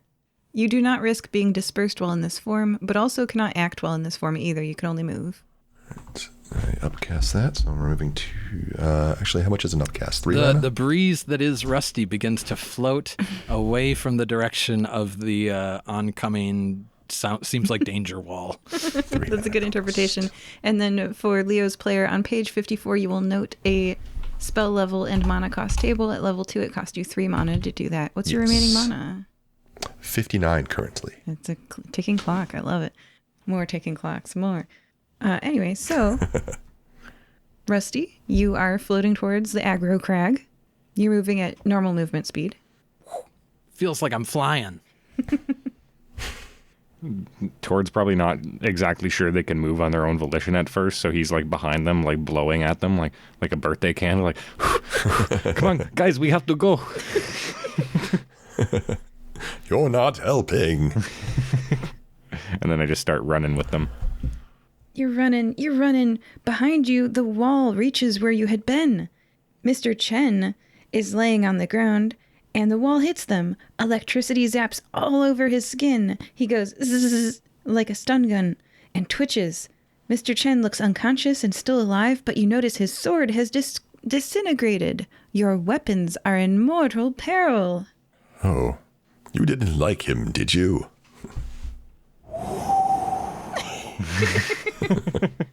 You have reached a vertical rock wall, and with that, we will take our break. Joining us for part 1 were Tord. We'll be right back, everybody. We are just on the wind. Leo. Excited to find out what happens next, everyone. And Rusty. Glad to be moving somewhat more my speed. And before we go, we would just like to say for all y'all listening, we would love if you would leave us a review on iTunes or wherever you happen to be listening to this particular podcast. If you leave us a review, we might read it on the air. That's a thing that we do here. Thank you. Bye. Today's mid-episode shout-out is, quote, "Special thanks to my sister Amina for always being there with a listening ear and a caring heart. You make life brighter. I'll never admit that you were right about Gabriel, though. LOL. Oh, I was going to laugh, but it says LOL, so I thought it more appropriate. Anyway, let's continue the quote. Unless you hear it here. End quote. You can arrange for us to read your shout-out at firebreathingkittenspodcast.com. Did you know we have paperback, ebook, hardcover, and audiobook adaptations of our adventures on Amazon and Audible. Is there an episode of Fire-Breathing Kittens that would make someone you know smile? Telling them about it would help us. Cheers! Welcome back to Fire Breathing Kittens, a for today LURPS actual play podcast. We are joined by Rusty. Hey, y'all. Welcome back. Tord. It's good to be back in the grindhouse, baby. And Leo. I'm happy to be here, I think. Where are we again? And if all of you could please roll a d6, I will hold this dice up so that you can see that I'm holding it, but not what number it is. Oh, yep. Yeah. All right, I'm going to reveal my number. It was a 1. And everyone... Okay. I also rolled a 1. I got a 2. I got a 5. So whoever's the closest, you're welcome to do a recap if you would like to. Would you like to recap, Rusty? I surely would. All right, friends, buckle up. And be aware, there is a moment where I won't know what happened for Tord and Leo, so be ready to chime in with your little individual portion. All right, so in part 1, our trio was hanging out at the guild hall. There's an explosion outside. We went and checked it out. There's fireworks. Apparently there's an annual Niqamui Games event. How exciting. We all headed on down to the port to go check it out. We decided to see if we could sign up, found out that there's a nice $1 million purse for whoever manages to win, or whichever group manages to be last standing. A pretty hefty entrance fee, which I suppose makes sense with that purse. And so we were looking for a financial backer. There was a Bank of Guaso individual there who was providing such services. Leo did a little bit of reconfiguring of the contract that they had, and so for a potential windfall of 5% of whatever winnings our group manages to get, the Bank of Guaso was backing the Fire-Breathing Kittens, and so with that taken care of, we got back in line, got our little tickets to put on ourselves, and along with our Bank of Guaso stickers, and headed on in. Individually, each of us was, I assume, judged based off of whether or not we would make interesting competitors. Rusty performed a slight musical number and charmed the person who was making the determination. They sent Rusty on his way. What happened with Tord? Just business as usual with Tord. Tord went in to the room. He flung around his hand axe, called it back with the name Gale, and he went inside, got acquainted with an old adventuring pal, some old friends. But yeah, not too much. Got caught up with my friends from the Fire-Breathing Kittens, and we are now here in arena-style battle. What happened to Leo when he went through the door? Well, she wanted to see something interesting, and I may or may not have accidentally destroyed half of the air in the room by summoning a small tornado in my hand, but that seemed to be sufficient, so she waved me through. I also had a bit of an awkward confrontation with a distant relative of mine in a washroom, and I told him that he should be careful and tell no one that he knows me. So we should be fine. There you go. Well, those things are little sneak previews. On the other side, already some of those things mentioned. In addition, we ran into my friend Tess. She's here with her employer, Bonaventura, who was taking bets on the events. We got a little bit of an insider tip to be aware that the Bank of Guaso was also bankrolling a team of rock golems as they're favored to win, and so we're watching out for that crew. Also, Leo ran into a former student, I think, while we were in the souvenir shop. People got some swag from the games event if they wanted that. And then we all headed on over to the airship landing, took this airship up, got over the arena, and then everybody started jumping off the airship, whether they had means to be ready to land or not, which was very exciting. Rusty made sure the Tord was going to land okay. He probably would have had it no matter what, But just in case, I used a little bit of my tapped into the elements and made sure that we had a nice slow descent. It did continue to slow me even after I got to the ground, still kind of resolving that effect a little bit. But we got onto the ground okay, and we were immediately accosted by one Mr. Chen, who from prior adventures has a real axe to grind with me and those associated with me. We put him to the ground, knocked him out with not too much difficulty, and then decided to flee the approaching danger wave and head towards the pyramid in the distance. And that's about where we'll find ourselves. Excellent. Oh, minor applause. Yes, yes. You have reached a vertical rock wall. As a windy fella, I'm just going to start floating up. That's my plan here. Yeah, let's see that roll. Well, I think, is it just... I'm a gust of wind. What is you that? are literally How a long? gust of wind right now. I forgot that part. Okay. So, Does that yes. spell last for? You float up the rock wall. Okay, guys, going a little fast for Tord. Can't float. Tord is going to try to climb the wall. I do not have any skill in climbing. You would think, being from the mountain, Tord would have climbing prowess, but unfortunately Tord does not. So I would think I just roll the 1 dice then, I believe. Well, I'm looking at your character sheet. I see that you have these skills, combat, strategy, and leadership. Oh, you should be rolling that. And slashing weapons and feats of strength and resistance. And then you just, yeah. All right. So let's just see that combat, strategy, and leadership. Because it says roll this at the beginning of combat. I feel like this is a good time for it. Sure. As I'm coming up the mountain, Tord, guys, when we get to the top here, I just want you to know, if we fail today, you know what, scratch that. We're not failing today. We do not fail. The fire-breathing kittens have come here to slay, and slay we will. When I get to the top of this, even though you are gusts of wind, we will slay any foe in front of us, and we will not stop until we are at the top of that pyramid. I am going to roll combat, strategy, and leadership.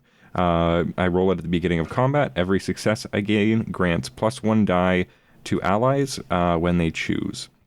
I can divide this, or you can divide this die up as you see fit to make an attack or combat spell.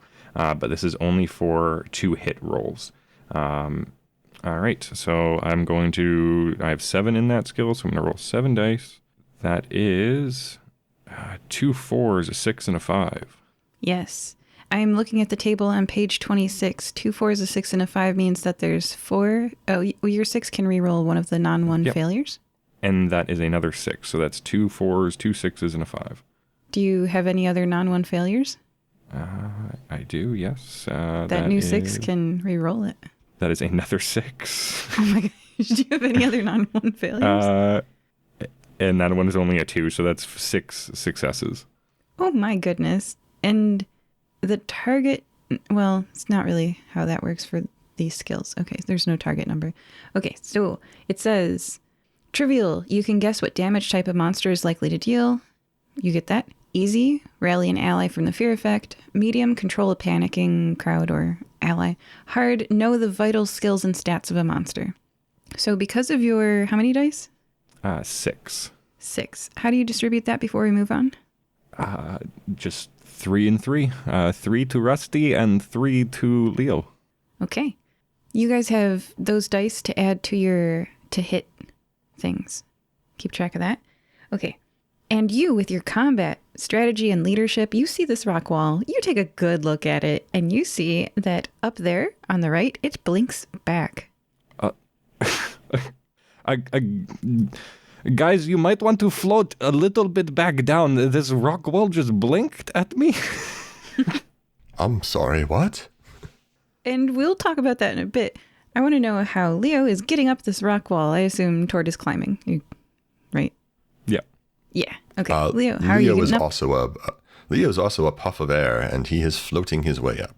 Oh, do you cast a spell to do that? I was still in thin air. I don't think I dropped it for any reason.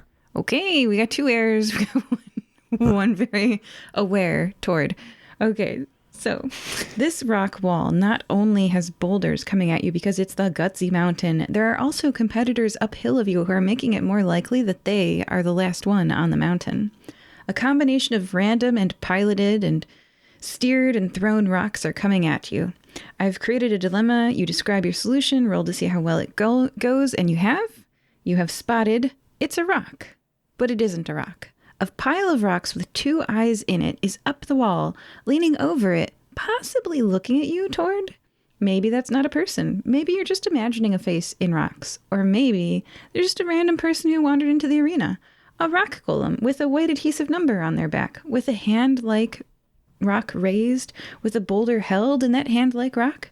Maybe they're trying to help you. Maybe there's a rock coming at you from behind. Who knows? You can take your turn. Not a big fan of you over there, Mr. Rock with eyes. I don't know if you are Mr. Dwayne or not, but we are going to deal with this now. I'm going to pull out a hand axe, and I'm going to make a thrown hand axe attack. Are they within short range of me? No. Probably like medium. Medium range. Then can I use... I do have my movement, so can I take my movement to get within short range and then throw my axe at them? Yes. Okay. So again, I have +7. And one thing I haven't been mentioning is I do also have the weapon focus for hand axes, which is a -1 to the difficulty to hit.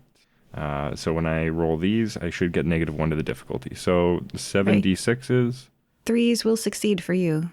That is... I get to re-roll 1 because of my 6.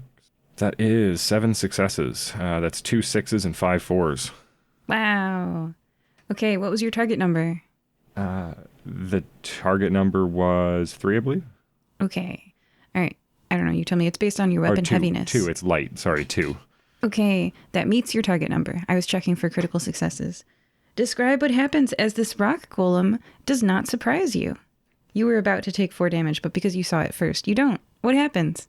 I throw my axe to intercept the boulder, I guess, that's coming at me. And I go, I don't know what you're trying to do there with those boulders, but it looks like you're trying to harm me and my friends. I don't know if you see, but they're just puffs of air right now, so it seems a little targeted. And I will end my turn there, but I look very menacingly back at them. They change their tactic and are aiming at unaware targets. So you are free from future rock throws from this rock golem. Okay, I guess we can chill. As you scramble up to the top of the wall, you hear bong, bong, bong. A shimmery white wall floats unmoving, level with the top of the rock wall, which is the expanse of the next level. So as you got up top, I'm picturing like the cliffs of despair, or the cliffs of insanity, and like now you're up on top. It's sort of like the water level rose with you, and now, so now the fog stretches out like the sea beyond the rock wall. It's a periodically tightening noose. Looking around you, you are in a flat place. There are boulders every now and then, so you can't see completely to the next level, but you do see a vertical wall rising in the distance. If there's no reason not to, I think as the wind, we just keep following toward and flowing towards that rock face. Yeah, it works for me. I'm beginning to feel bad I didn't cast the air spell on him as well. It's okay, Leo. I don't feel targeted by you, just by boulders falling on my head. That's good. That's good. Yes. Are you having a hard time of things? They seem to be throwing rocks. No, trusty hand axe coming in much handy. Oh, when I get arms again, remind me to sharpen that for you. Oh, I didn't know you could do such a thing. Thank you very much, my friend. Of course, of course. Tord, how are you progressing? As fast as you can or cautiously? I mean, if they're following me, I am barbarian. Probably going as quickly as possible to the target in front of me. All right, you run through this zone. Heck yeah! You run right up to a vest-wearing Mothman, a monstrous amalgamation of swamp monster and moth. They remind you kind of a dorky vest-wearing camp counselor who lost it all and became Mothman Swamp Monster. Recognize him? I heard about this guy from one of the other kittens. This guy's real dweeb. I hate dweebs. The dweeb recognizes you. Fire-breathing kittens. He was waiting behind a boulder. This is mechanically a trap in LURPS. From page 37, quote, when asked to resist something, such as a trap, note the word resist. This is when your resist roll comes in handy. It's actually very good that Tord is doing this. Anyway, you roll a 1d6. You must roll equal or higher than the number required to avoid this effect. This is known as a resistance roll. So please roll 1d6. If you roll a 4, a 5, or a 6, you succeed. If you roll a 1, a 2, or a 3, you fail. It's a trap. I have a feat of strength and resistance. It says I can use immediately after I fail a resistance check, which I have failed. Tord rolled 3 on the dice, so that is a failure. Can I roll my feat of strength and resistance for this? Yes, and please read it in its entirety. Absolutely. This skill measures your raw physical strength, power through danger, and ability to perform strenuous exercise. Great for winning arm wrestling. You may also use the skill immediately if you fail a resistance check to see if you shrug it off anyway. I have 7 in the skill, so I would roll 7d6s, which I have done. That is 4 1s, a 3, a 4, and a 5. Gosh. Okay.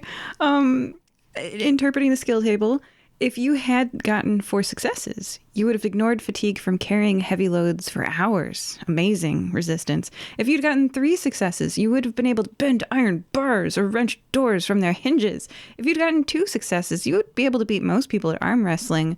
If you'd even succeeded instead of critical failing, you would have been able to lift a heavy boulder. But you critically failed, which in LURPS means you injure yourself.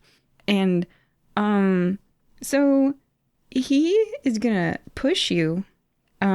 Fail. You take 7 damage and are pushed. You go flying into a pit of lava. You are in a lava pit and it burns. According to the LURPS rules, also on page 37, fire deals 2d6 damage. You are in lava and you will continue to burn. So take 7 damage from the critical failure and then take 2d6, which I'm going to roll right now. 6 lava damage. How many HTP do you have left, Tord? I have 47 health left. And I am currently burning. Could I get a refresh on what exactly is the state of Rusty and Leo in terms of the mechanical impacts of this spell we're under? You can take no actions mechanically. Pretty much, yes. There you go. Although, I mean, we can end it at any time. I see that transpire. I'm like, did he mean to do that? Does it look like the vested moth is continuing to aggress our friend Tord, or just that he has done that and is now focusing on other competitors? He has done that and is now focusing on other competitors. Artemis, the Mothman monstrosity, cackles and runs off. Are you guys getting that dweeb in a vest? Don't let them get away. as he slowly sinks into the lava. Are you getting out of the lava? Are you fireproof, perhaps? Otherwise, that's a terrible place to be. No fireproofness. I am wearing leather armor. It is burning currently. Can Tord try to get out of the lava? Unfortunately, like quicksand, lava is very dense. And it's like pulling you down. You wouldn't be able to get out of here alone. Okay, well, in that case... Your friends are finally like, okay, I'll help. Yeah. Like me, this lava is very dense. Please, Rusty. I have very limited power over the elements here, Leo. Do you have good options? I could didn't expect to use this spell all day, but I could turn him into air. I can't do much else. It's a giant pool of lava. I could ferment it if you like. Maybe go with the air thing rather than the fermenting thing. All right, so you I started this adventure, or your in-character interview, saying you hoped that you would have a spell named after you. And I think we found the spell. Leo's hot air, yeah. Leo's hot air. I will have to drop concentration, I believe, on my current casting.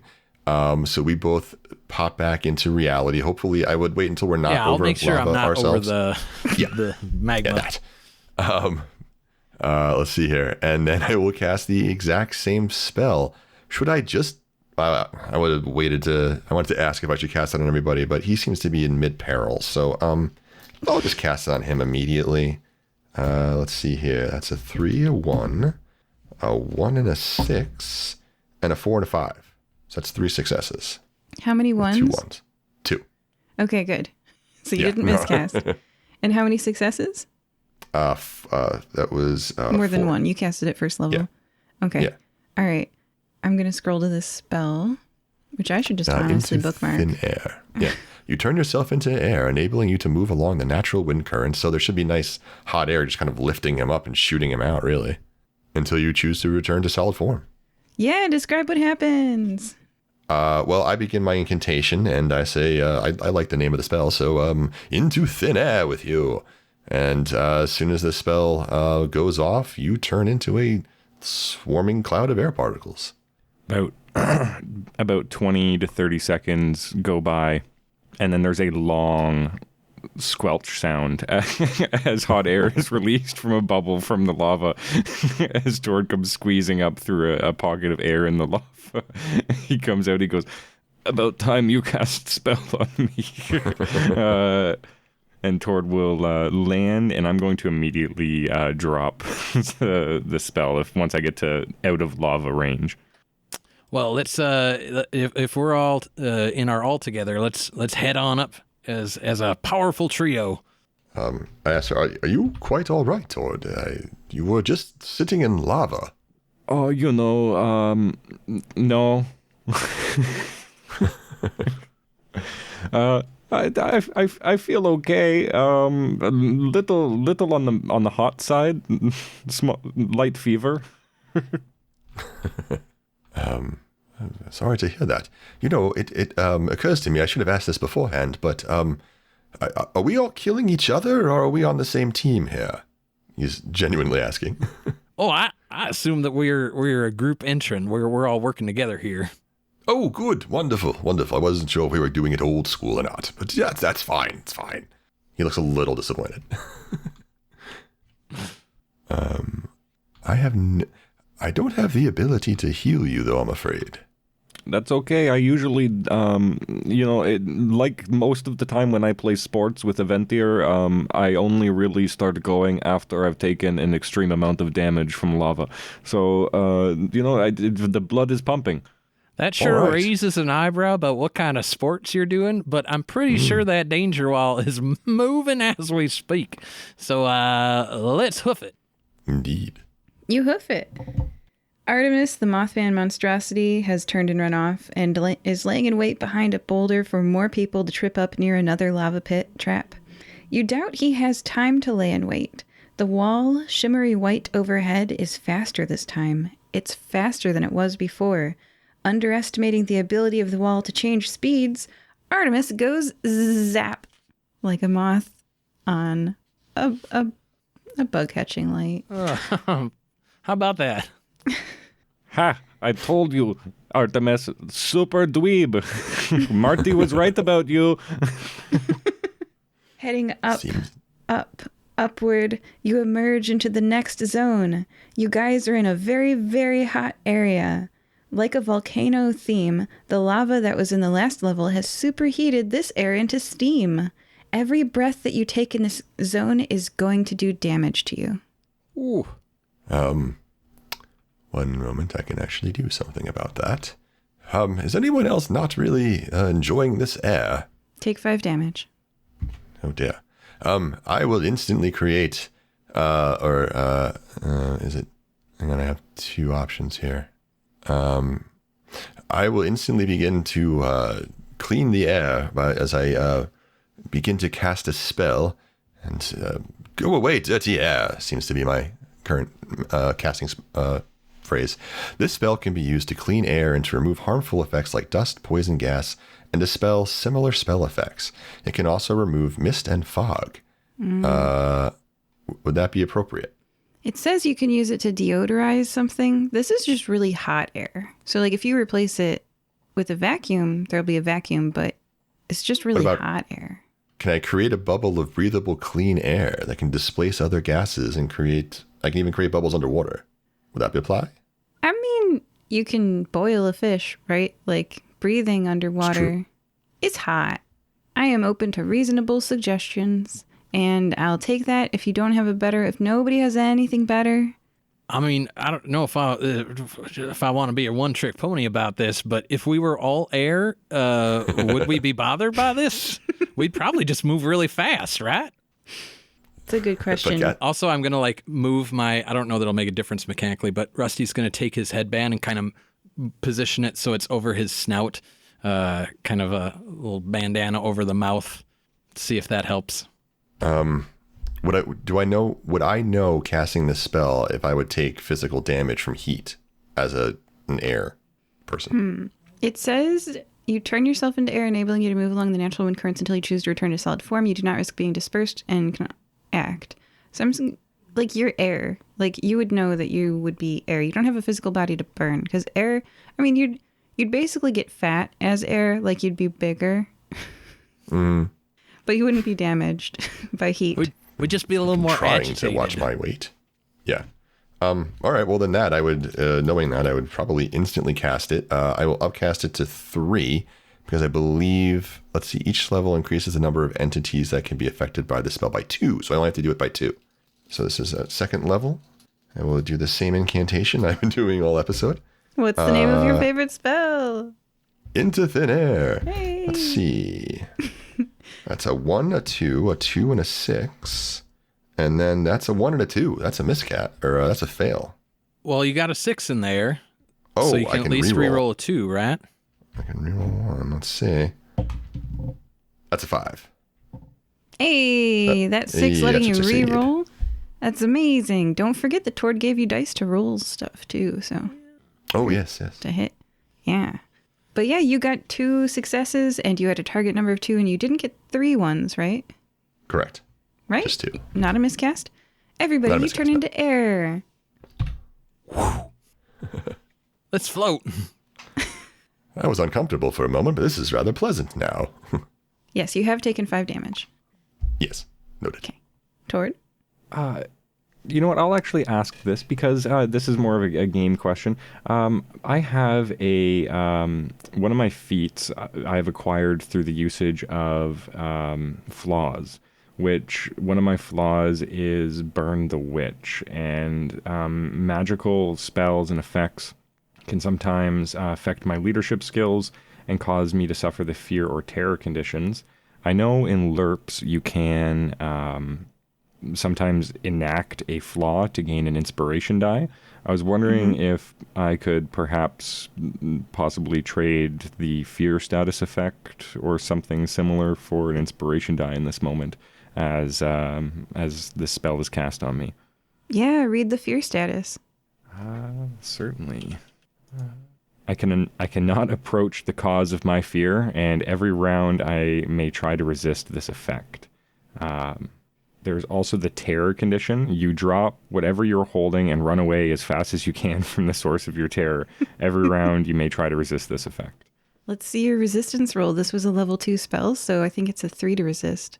It is. 3, 4, 5, and 6 will succeed. Okay. I do also have something that I forgot about that I should have invoked before, but I did not. My racial background as a Rook Skald.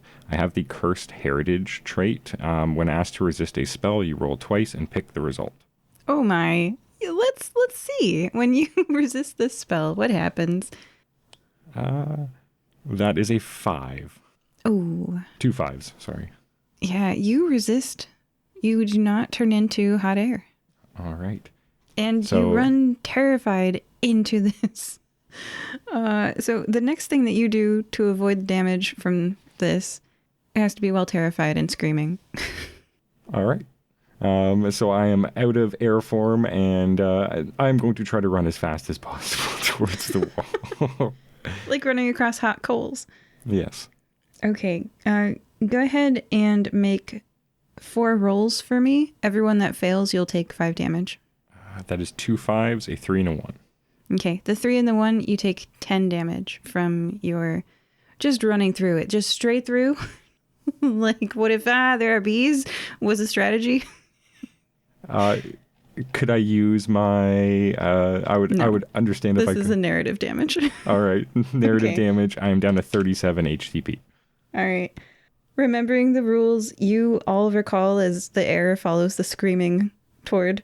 You all recall that the last competitor remaining on top of the aggro crag wins. Speaking of competitors, the people around you scream and burn up, their lungs crispified by the volcanic hot steam. They take their last breath, and then the ground beneath them opens up and they get whisked away by the magical cleric service. You have gained some distance on that wall of light behind you. Good job. Running while screaming did put distance between you and that wall. Up, up, up to the next region. They're so hot on my feet, I should have worn some kind of shoes. That was steam. It was rising from the ground from little vents.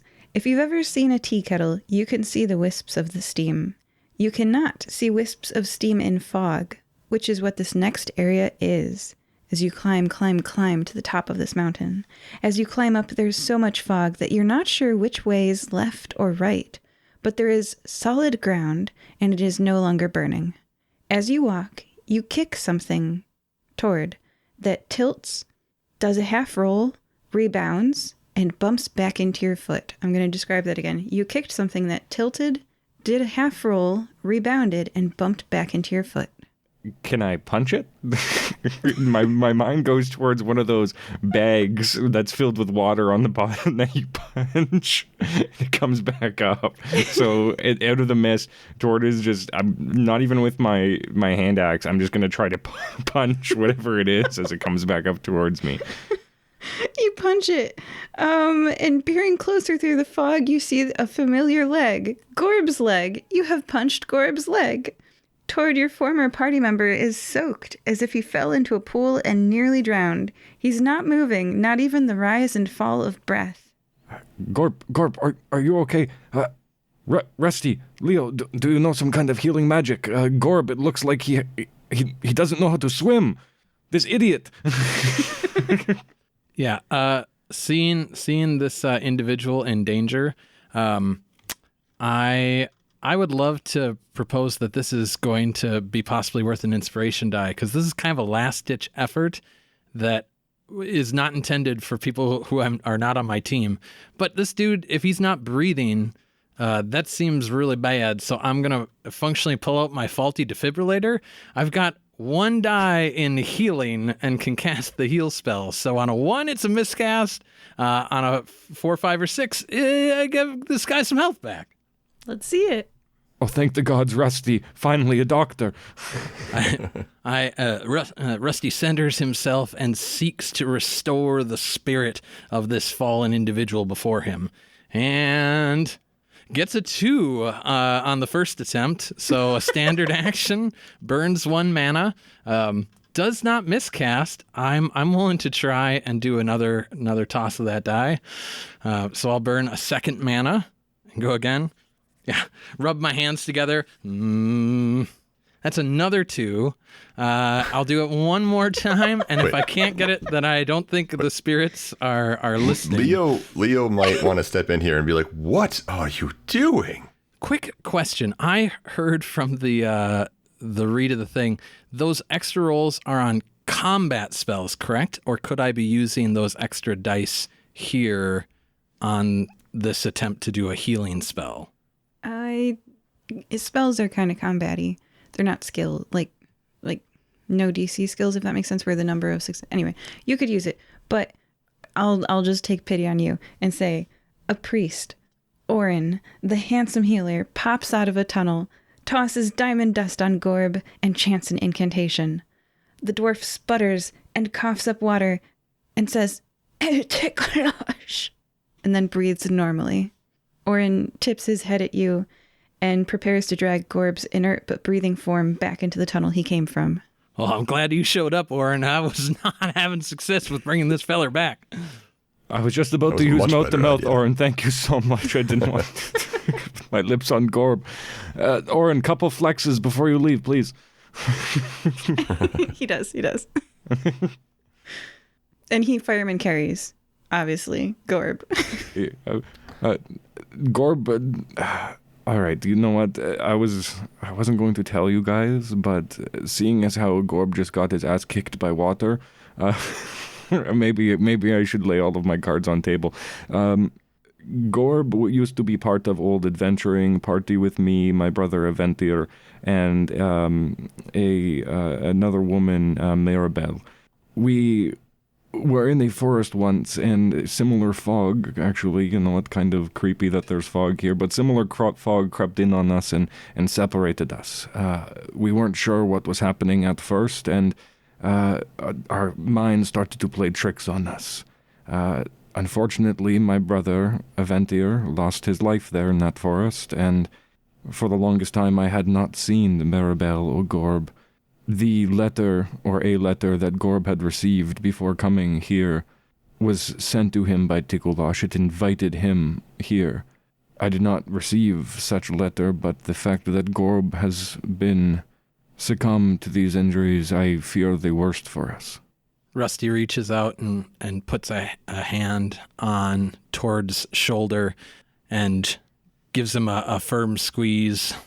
That's a sorrowful tale that you've got. It's always hard to lose kin. Thank you, Rusty. Your hoof brings me great comfort. So I do have humanoid hands. It's just hooves on the feet. I'm not. Oh, I thought that was hoof on. You have very tight grip. Yeah, they are large hands. I'm very sorry, my friend. The tears in my eyes. You know what? This isn't the time for that clarification. We're having a moment. Is there more that you wanted to say here? Mostly just we should watch out for some kind of magical trickery. Things could be afoot. Things may not be as they seem. Just keep your eyes out. We will see what happens going forward.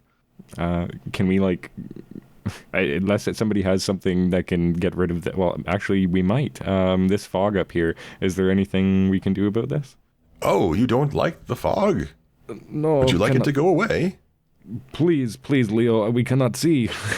I cannot see your beautiful barring face. that, I'll just do my best to set us right on our course. I imagine if we keep following the same way we went, we'll be headed in the right direction. But if you can clear it up and you got the resources to do it, that sounds even better. I thought this was a lovely steam, but of course I can clear this up right away. I wish I had thought of some fun spell names for this. Dirty air be gone, fill with clean air. That was terrible. That's my arcane summoning. I'm casting Purify Air. This spell can be used to clean air and to remove harmful effects like dust, poison gas, and similar effects. It can also remove mist and fog. I will upcast this to a 3rd level, trying to get it to a medium radius. That seem appropriate for the space? Mm-hmm. Okay. That would be 3d6 again. 2, 2, 3, 1, 6, and a 6. I can re-roll 2 of those 2s. 1. So how many successes do you have? 2. Okay. Oh, I don't need them. I'm doing it. I'm doing a 3rd level. So I need 1 more. Okay. And I got it. My second re-roll was a 5. So that's 2 6s and a 5. Yeah, that's 3. And I have here, if they clear the fog or gain the ability to see through it. If you've ever held up polarized sunglasses to a pond full of fish, there's a fish here. There's a person here. They were walking towards you, and so they are facing you. Ooh, spooky. It's a person with light blue translucent skin, pure white eyes with no iris, a kilt that blends into their body like flowing water. They had been on a path to intercept you. But now that you've seen them at medium distance from you, They meet your eyes, smile, and their form fades into the mist. Leo lets out a long "What?" Don't like Did you all that. Don't see like that. that? Not one bit. I take it that that's not a familiar apparition to either of y'all. Oh no, not at all. Oh dear. Where did it go? Might we have, with the glimpse that we saw, had any sense of the nature of this creature, whether it is fey or ghostly or some other kind of individual? I think Tord should answer that.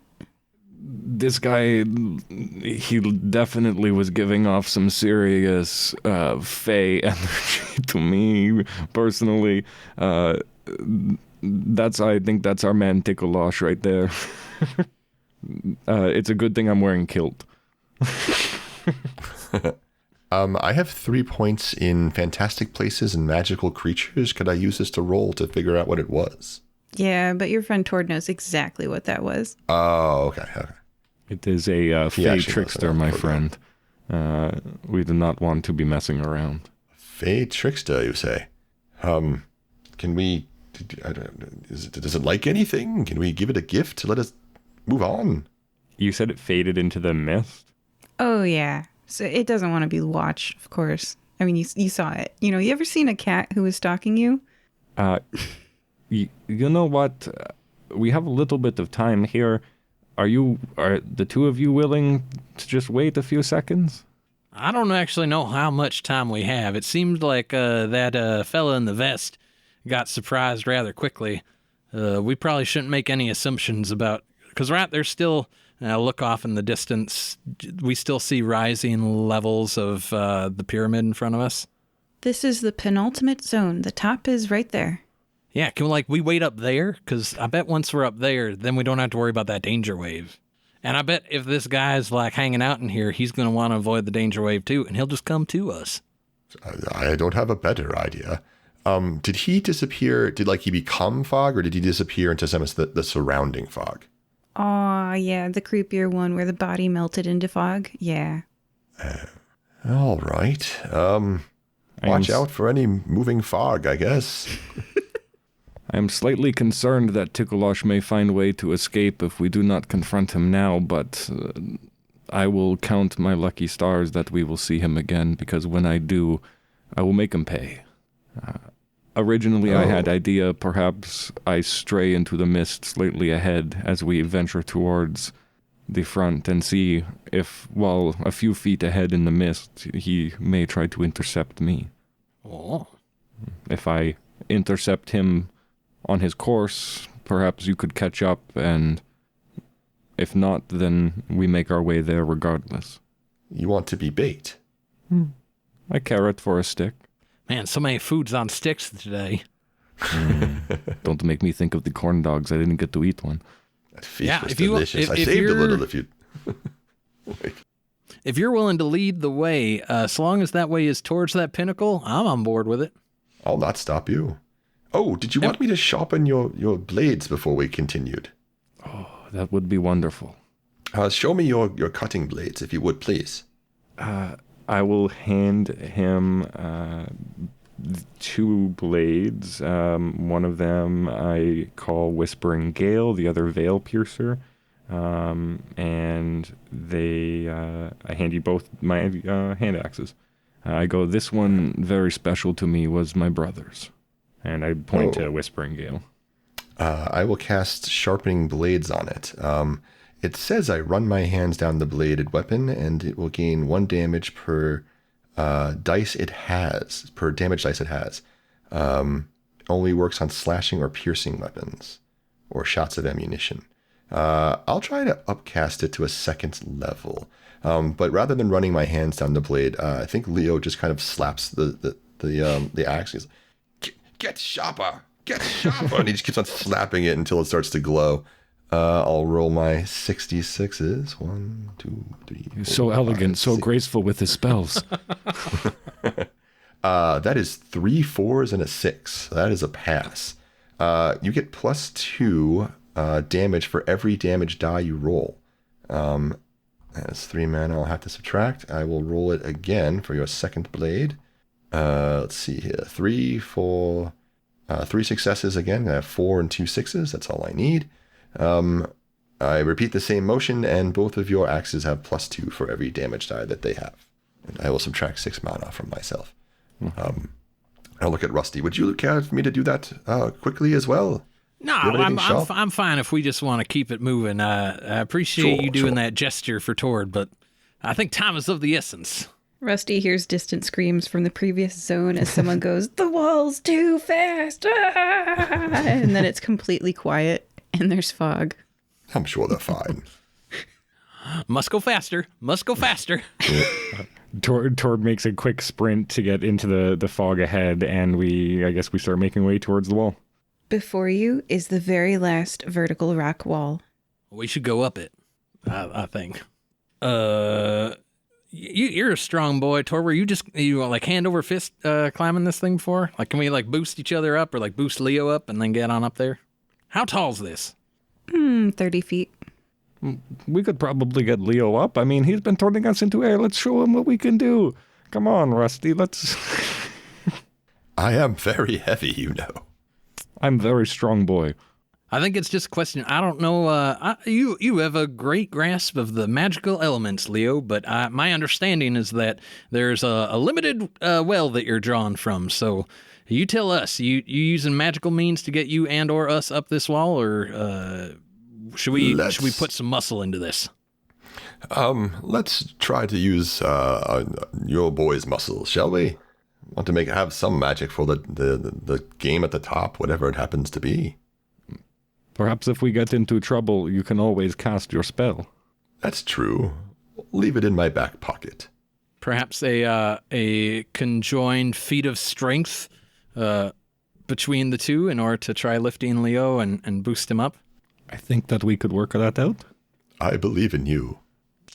So I would say one of us gets underneath of him, one of us gets above him, and we're just trying to push this tortoise up the wall. He's just lifting his arms up. You can do it. All right, so we all know that Tord's been rolling 7 on feat of strength. Rusty's going to be throwing 5 dice on this check, and we'll see what we come up with. Yeah. I'm basically just looking for like a target number of 3 here. Got 5, 4, 4, 2, 1. Oh, 5, 4, 4. 5, 5, 6, 6, 3, 4, 2. Yeah, describe it. It works. Rusty. I picture that Rusty kind of is quick to the jump, and so like he's kind of grunting and straining with Leo, and then Tord walks over and just like whoop, kind of sends this terrapin skyward. It's like one of those, you almost get the jar of the lid off, and then you just need one last little... An orange and black terrapin shoots over the top of this, emerging from above the clouds. Like, the clouds go whoo behind you, and you land on the top, Leo. And then there's a hand and a hoof from Rusty, and we have the half-dwarf, half-elf Tord. Last, you all pop up onto the top of Gutsy Mountain. Right behind you, the wall of light roars past the previous stages, climbs up the rock wall, and stops like a low sea of fog before this final flat top. It doesn't appear that anyone else made it to the top of the mountain with you at first glance. You're turning around and you're looking and taking it all in. From above the fog, indeed, there are stands. There's a cheering crowd. They've seen everything with their illusion screens. Giant rectangles project your triumphant moments, replaying your skirmish on the grass with Mr. Chen, the rock exploding, mid-air with a hand axe. Oh, you okay? Hopefully we do not see Tord falling into lava. Tord falling into lava. The lava pit was literally the next thing. You've been watched this whole time. You've been cheered for. You are atop this mountain. Oh, the replaying illusions contain images of another person as well. A splash of water taking out a dwarf on the grassy field. A cat person trapped in a floating bubble of water, clawing desperately to escape. A wave overtaking an elf standing on a ledge and only the ledge being left afterwards. The cheers from the crowd simmer down. Standing with you is a blue-skinned androgynous being, 4 feet tall, slender, with bone-white hair, light blue translucent skin, pure white eyes with no iris, wearing a kilt that blends into their form like flowing water. They turn to face you. I figured we'd find them up here if we just made it in time. Rusty, we you were win? so right. That's it. We win, right? I Yeah, think it's we time to only would collect win. Yeah, I think it's time I collect my prize. You guys can keep the money. That seemed rather dark. Is this one of those like mono duels, like where you don't want us to interfere type Oh thing? no, let's absolutely jump this guy. Oh, cool. I'm glad we clarified. Let's rush him. What's the distance, DM? Medium. You can see he's preparing a villain speech. Okay. Or they are preparing a villain speech. I don't know if you're trying to prepare monologue, but here I come. Tord just starts running. He grabs both his axes. I am going to use the charge special attack, which, give me 1 second here. So a charge enables a character to move both their full distance and deal double damage on a successful strike with a additional DC 1 to the difficulty. You must run at least 15 feet in a straight uninterrupted line over flat terrain to perform a charge. You may charge a distance up to your regular movement distance, but you still need to cover a minimal distance to gain momentum. So he is a medium distance away. I can cover short, but I can expend additional speed to go further. Which I will do. So I believe the speed expenditure is 2 per 5 feet. So I'm going to expend 6 speed to go an additional 15 feet to get myself within attacking range if I can. Mm-hmm. And so that brings me down to 51 speed. And I am going to use my charge ability, and I'm going to expend 15 speed on this to You can gain spend plus... at most 15 SPE in 1 turn. Do keep that in mind. So I've already spent... so I can only add, I believe, 6 SPE to this. So that's a +3 to my combat move dice. So I get +7 already. I'm going to make 2 attacks on my charge because I have the feat improved dual weapon fighting. I get to make 2 separate attacks for dual wielding, and rather than one or both having to hit, I can only have 1 hit and I still get damage. So I'm going to roll 7d6. And that is a 4, 2 6s, 2 1s. So I'm going, and 2 2s. So I'm going to re-roll the 2 2s. Ooh, to tell the audience, if either of those 2s becomes a 1, this might turn into a critical failure. All right. And I did forget, however, that I do get to add 3 dice to this, for my combat move. Making the critical failure much less likely. No, it doesn't, DM. Oh, no. That is 5 1s, 3 What? 6s, and 2 4s. Oh, no. Okay. Yeah, wow. Okay, there was some 1s on... You just showed the dice roller. Okay, so what happens is that you charge, and Tickalash is water. The water vaporizes and surrounds, and you are in a bubble of water of Tickalash. I want you to describe what illusion would distract you and what you're seeing as you are inside this bubble of water. This could be something from your past or something from anywhere along your timeline, but you are engulfed in the sea of illusion. I think Tord goes back to when he lost Aventir, but instead this time Aventir is the one leaving. And because of that, Tord sits here on the ground, laying here, staring at Tickalash, watching his brother escape, and he thinks, this is okay. Go live your life, Aventir, you deserve this. And for a moment, he loses hope as he believes he can somehow trade his life for his brother's. If that was Takalash's and Tord's actions. That was just towards. Just Tord's. All just right. towards. Tikalash is coming for you guys. I have a speech prepared and I will read it. There you go. As Tikalash sees this illusion from Tord and remembers you, because sorry, you weren't important enough to remember until they see. Oh, darling, what a delightful reminder. I had forgotten about that wonderful game. But isn't life just a grand tapestry of choices? Your past party simply chose the wrong path, and I merely provided a more enticing distraction. Aren't illusions simply reflections of desires? People see what they want to see, yes? Who can blame me for giving your prior group of friends a glimpse of something extraordinary?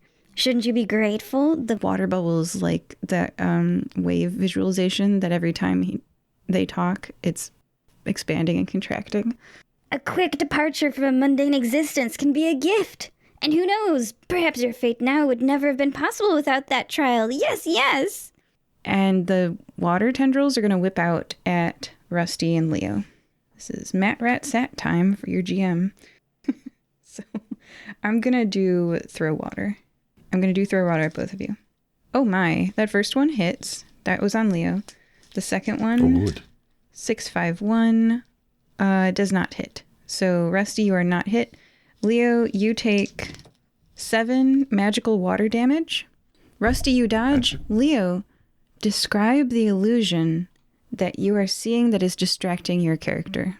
What would distract Leo Bog? I imagine a giant crocodile would be quite distracting to a turtle man, and he is absolutely terrified of it. I think that is what he sees.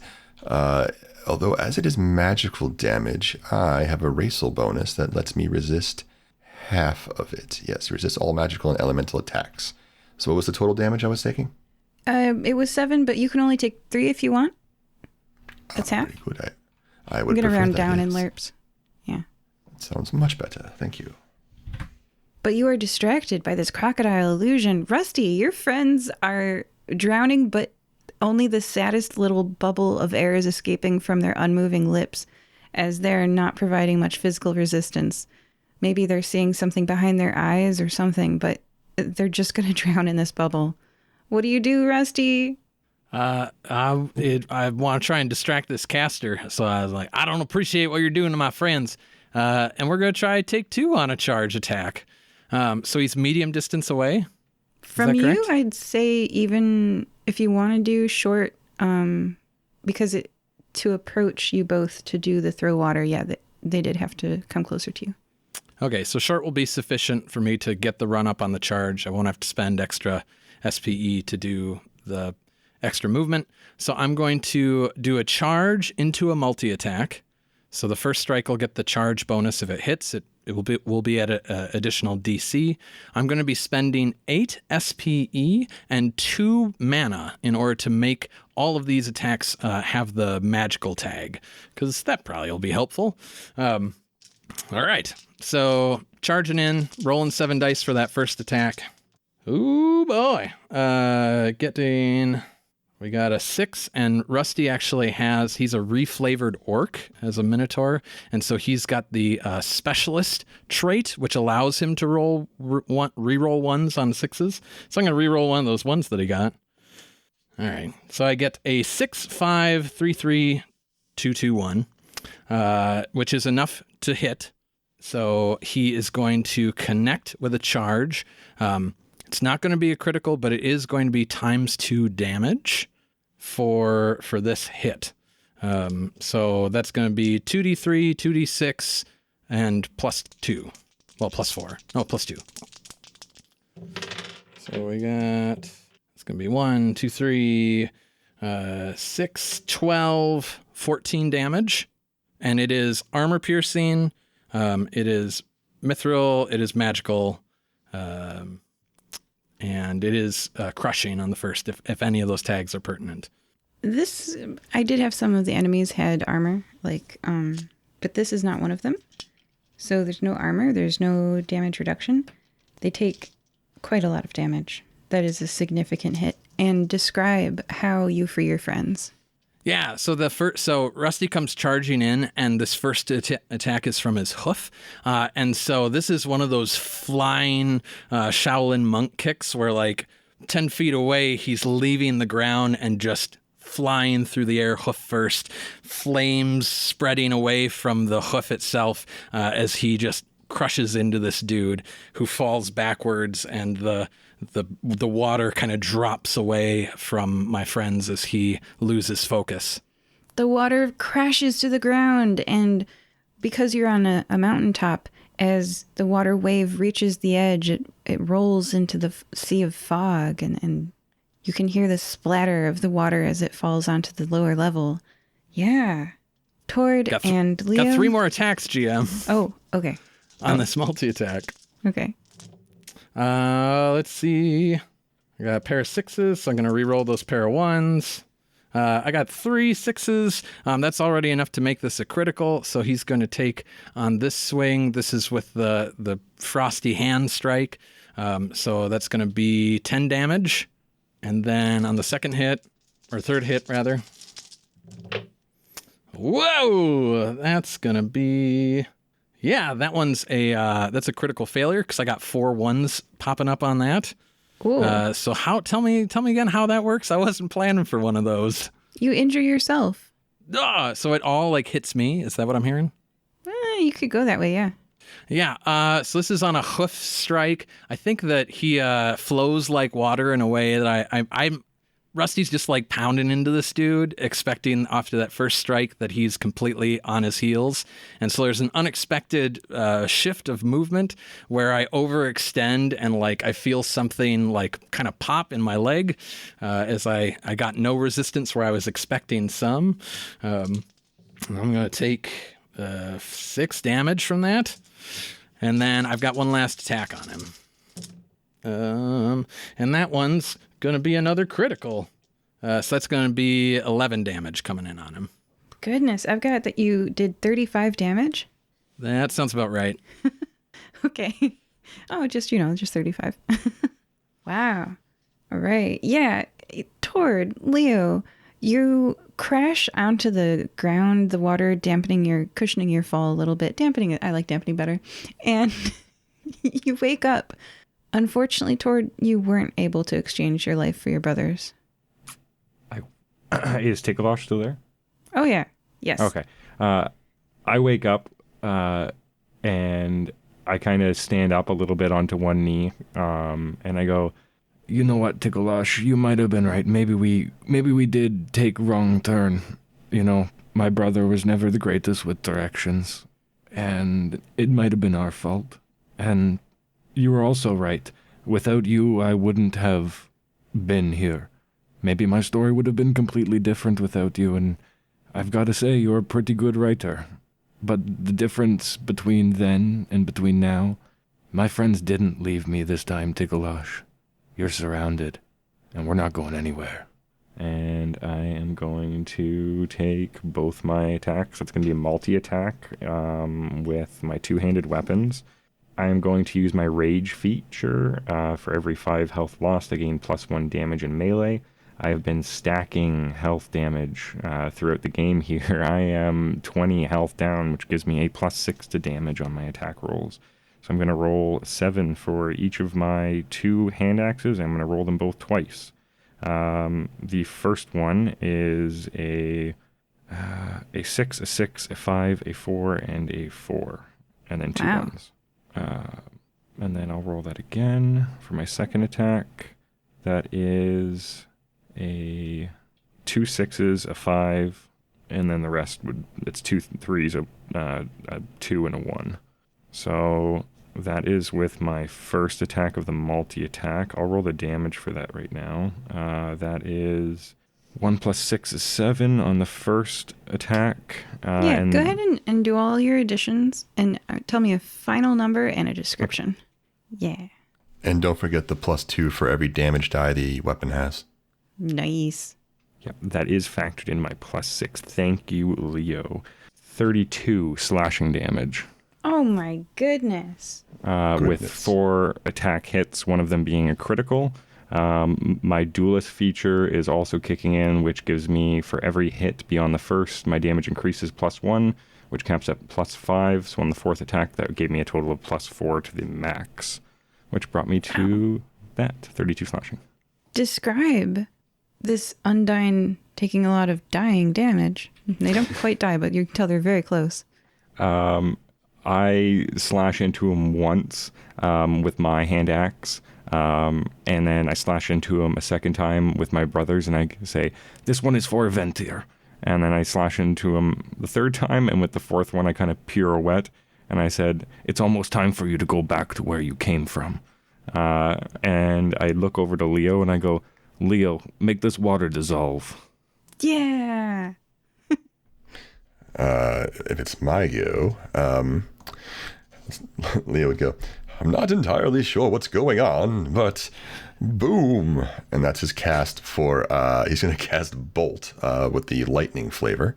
I launch a 2-inch sphere of lightning from my hand at a target you can see, which fizzles with energy.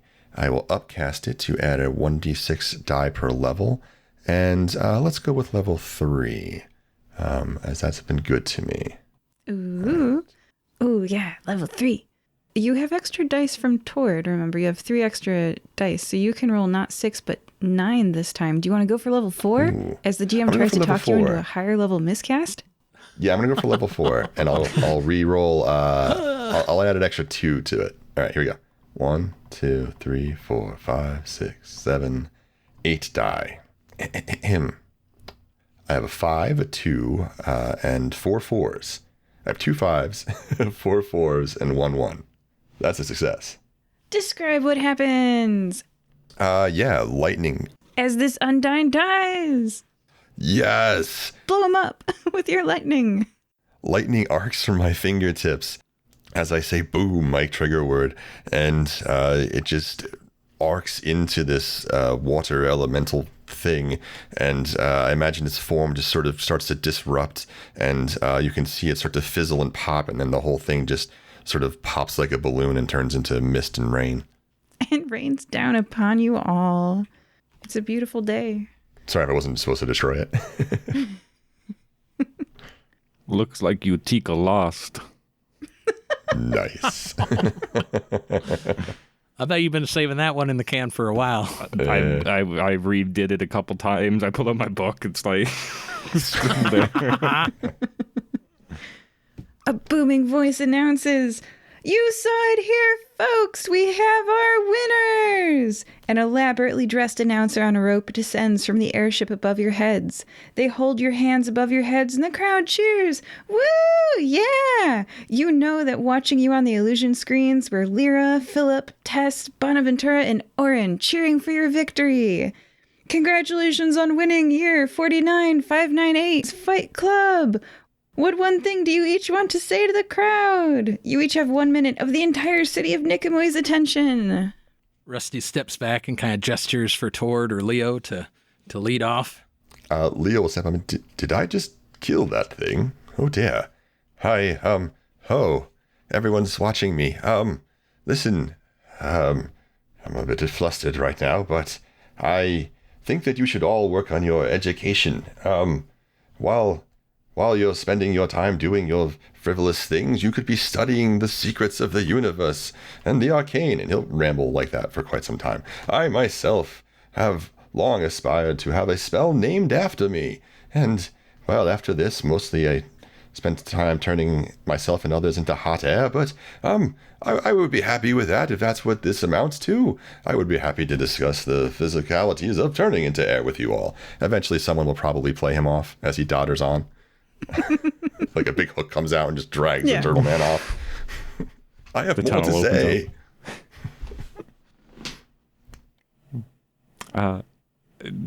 Tord would turn to the crowd and go, yes, like my friend Leo has explained, we all must take a little bit of time for ourselves to reflect. For not it were for Rusty here and Leo, I would not be standing here atop this pyramid, and if not for me and the other fire-breathing kittens and friends we've met along the way, we would have never made it to this place to begin with. I want you all to look at your neighbors, to the person to your left, to your right, and just take a moment to appreciate where you are here now, and the fact that you all get to enjoy great entertainment here in the moment with friends and family. Really, to me, that is the true treasure of this world. And because of that, I relinquish my portion of the earnings to my comrades. It was a pleasure competing here for you all today. Niqamui, it has been my honor. Have a great night, everybody. This was for you, Aventier. Rusty gives another just squeeze on the shoulder as he kind of steps forward and says, people of Niqamui and anyone else out there listening or watching on your illusion screens, my friends who've spoken before me have truly named some deeply important things. The pursuit of knowledge of the world and the cosmos, the importance of relationships, friends, and community and family. And I will simply add to what they have already said of value to say that you must also take time to find knowledge of the self within, to get in relationship with your own spirit, to find peace within is the pathway to experiencing peace without. And so in the midst of all of the joy and the excitement of this day and this hullabaloo, as you are departing from here, or even here in this moment, as you listen, tune in to the sound of your own breath. Be attentive to the course of lifeblood or spirit or magic or whatever animates you within. The rhythms and flows of each of you. Recognize that you are not called to lives of constant busyness and activity. Surely those moments are joyous and valuable, but there are also moments where each of us are called to be and to experience the deep pools of self that we each are. And with that, Rusty just kind of like bows his head, does not back up yet, but just like tries to hold silence for a good 10 seconds and then withdraws. Dang, let's go out on that. All right. Joining us here today were Rusty. Hey, this has been a lot of fun. And we made a whole lot of money. Tord. Never using a sword, always on board. This is your man, Tord, signing off. And Leo. What? Did we win? Wasn't there money? Thank you, I suppose. Oh, we're heading this way now. All right, then. Bye. Bye-bye. Bye-bye. Bye, everybody.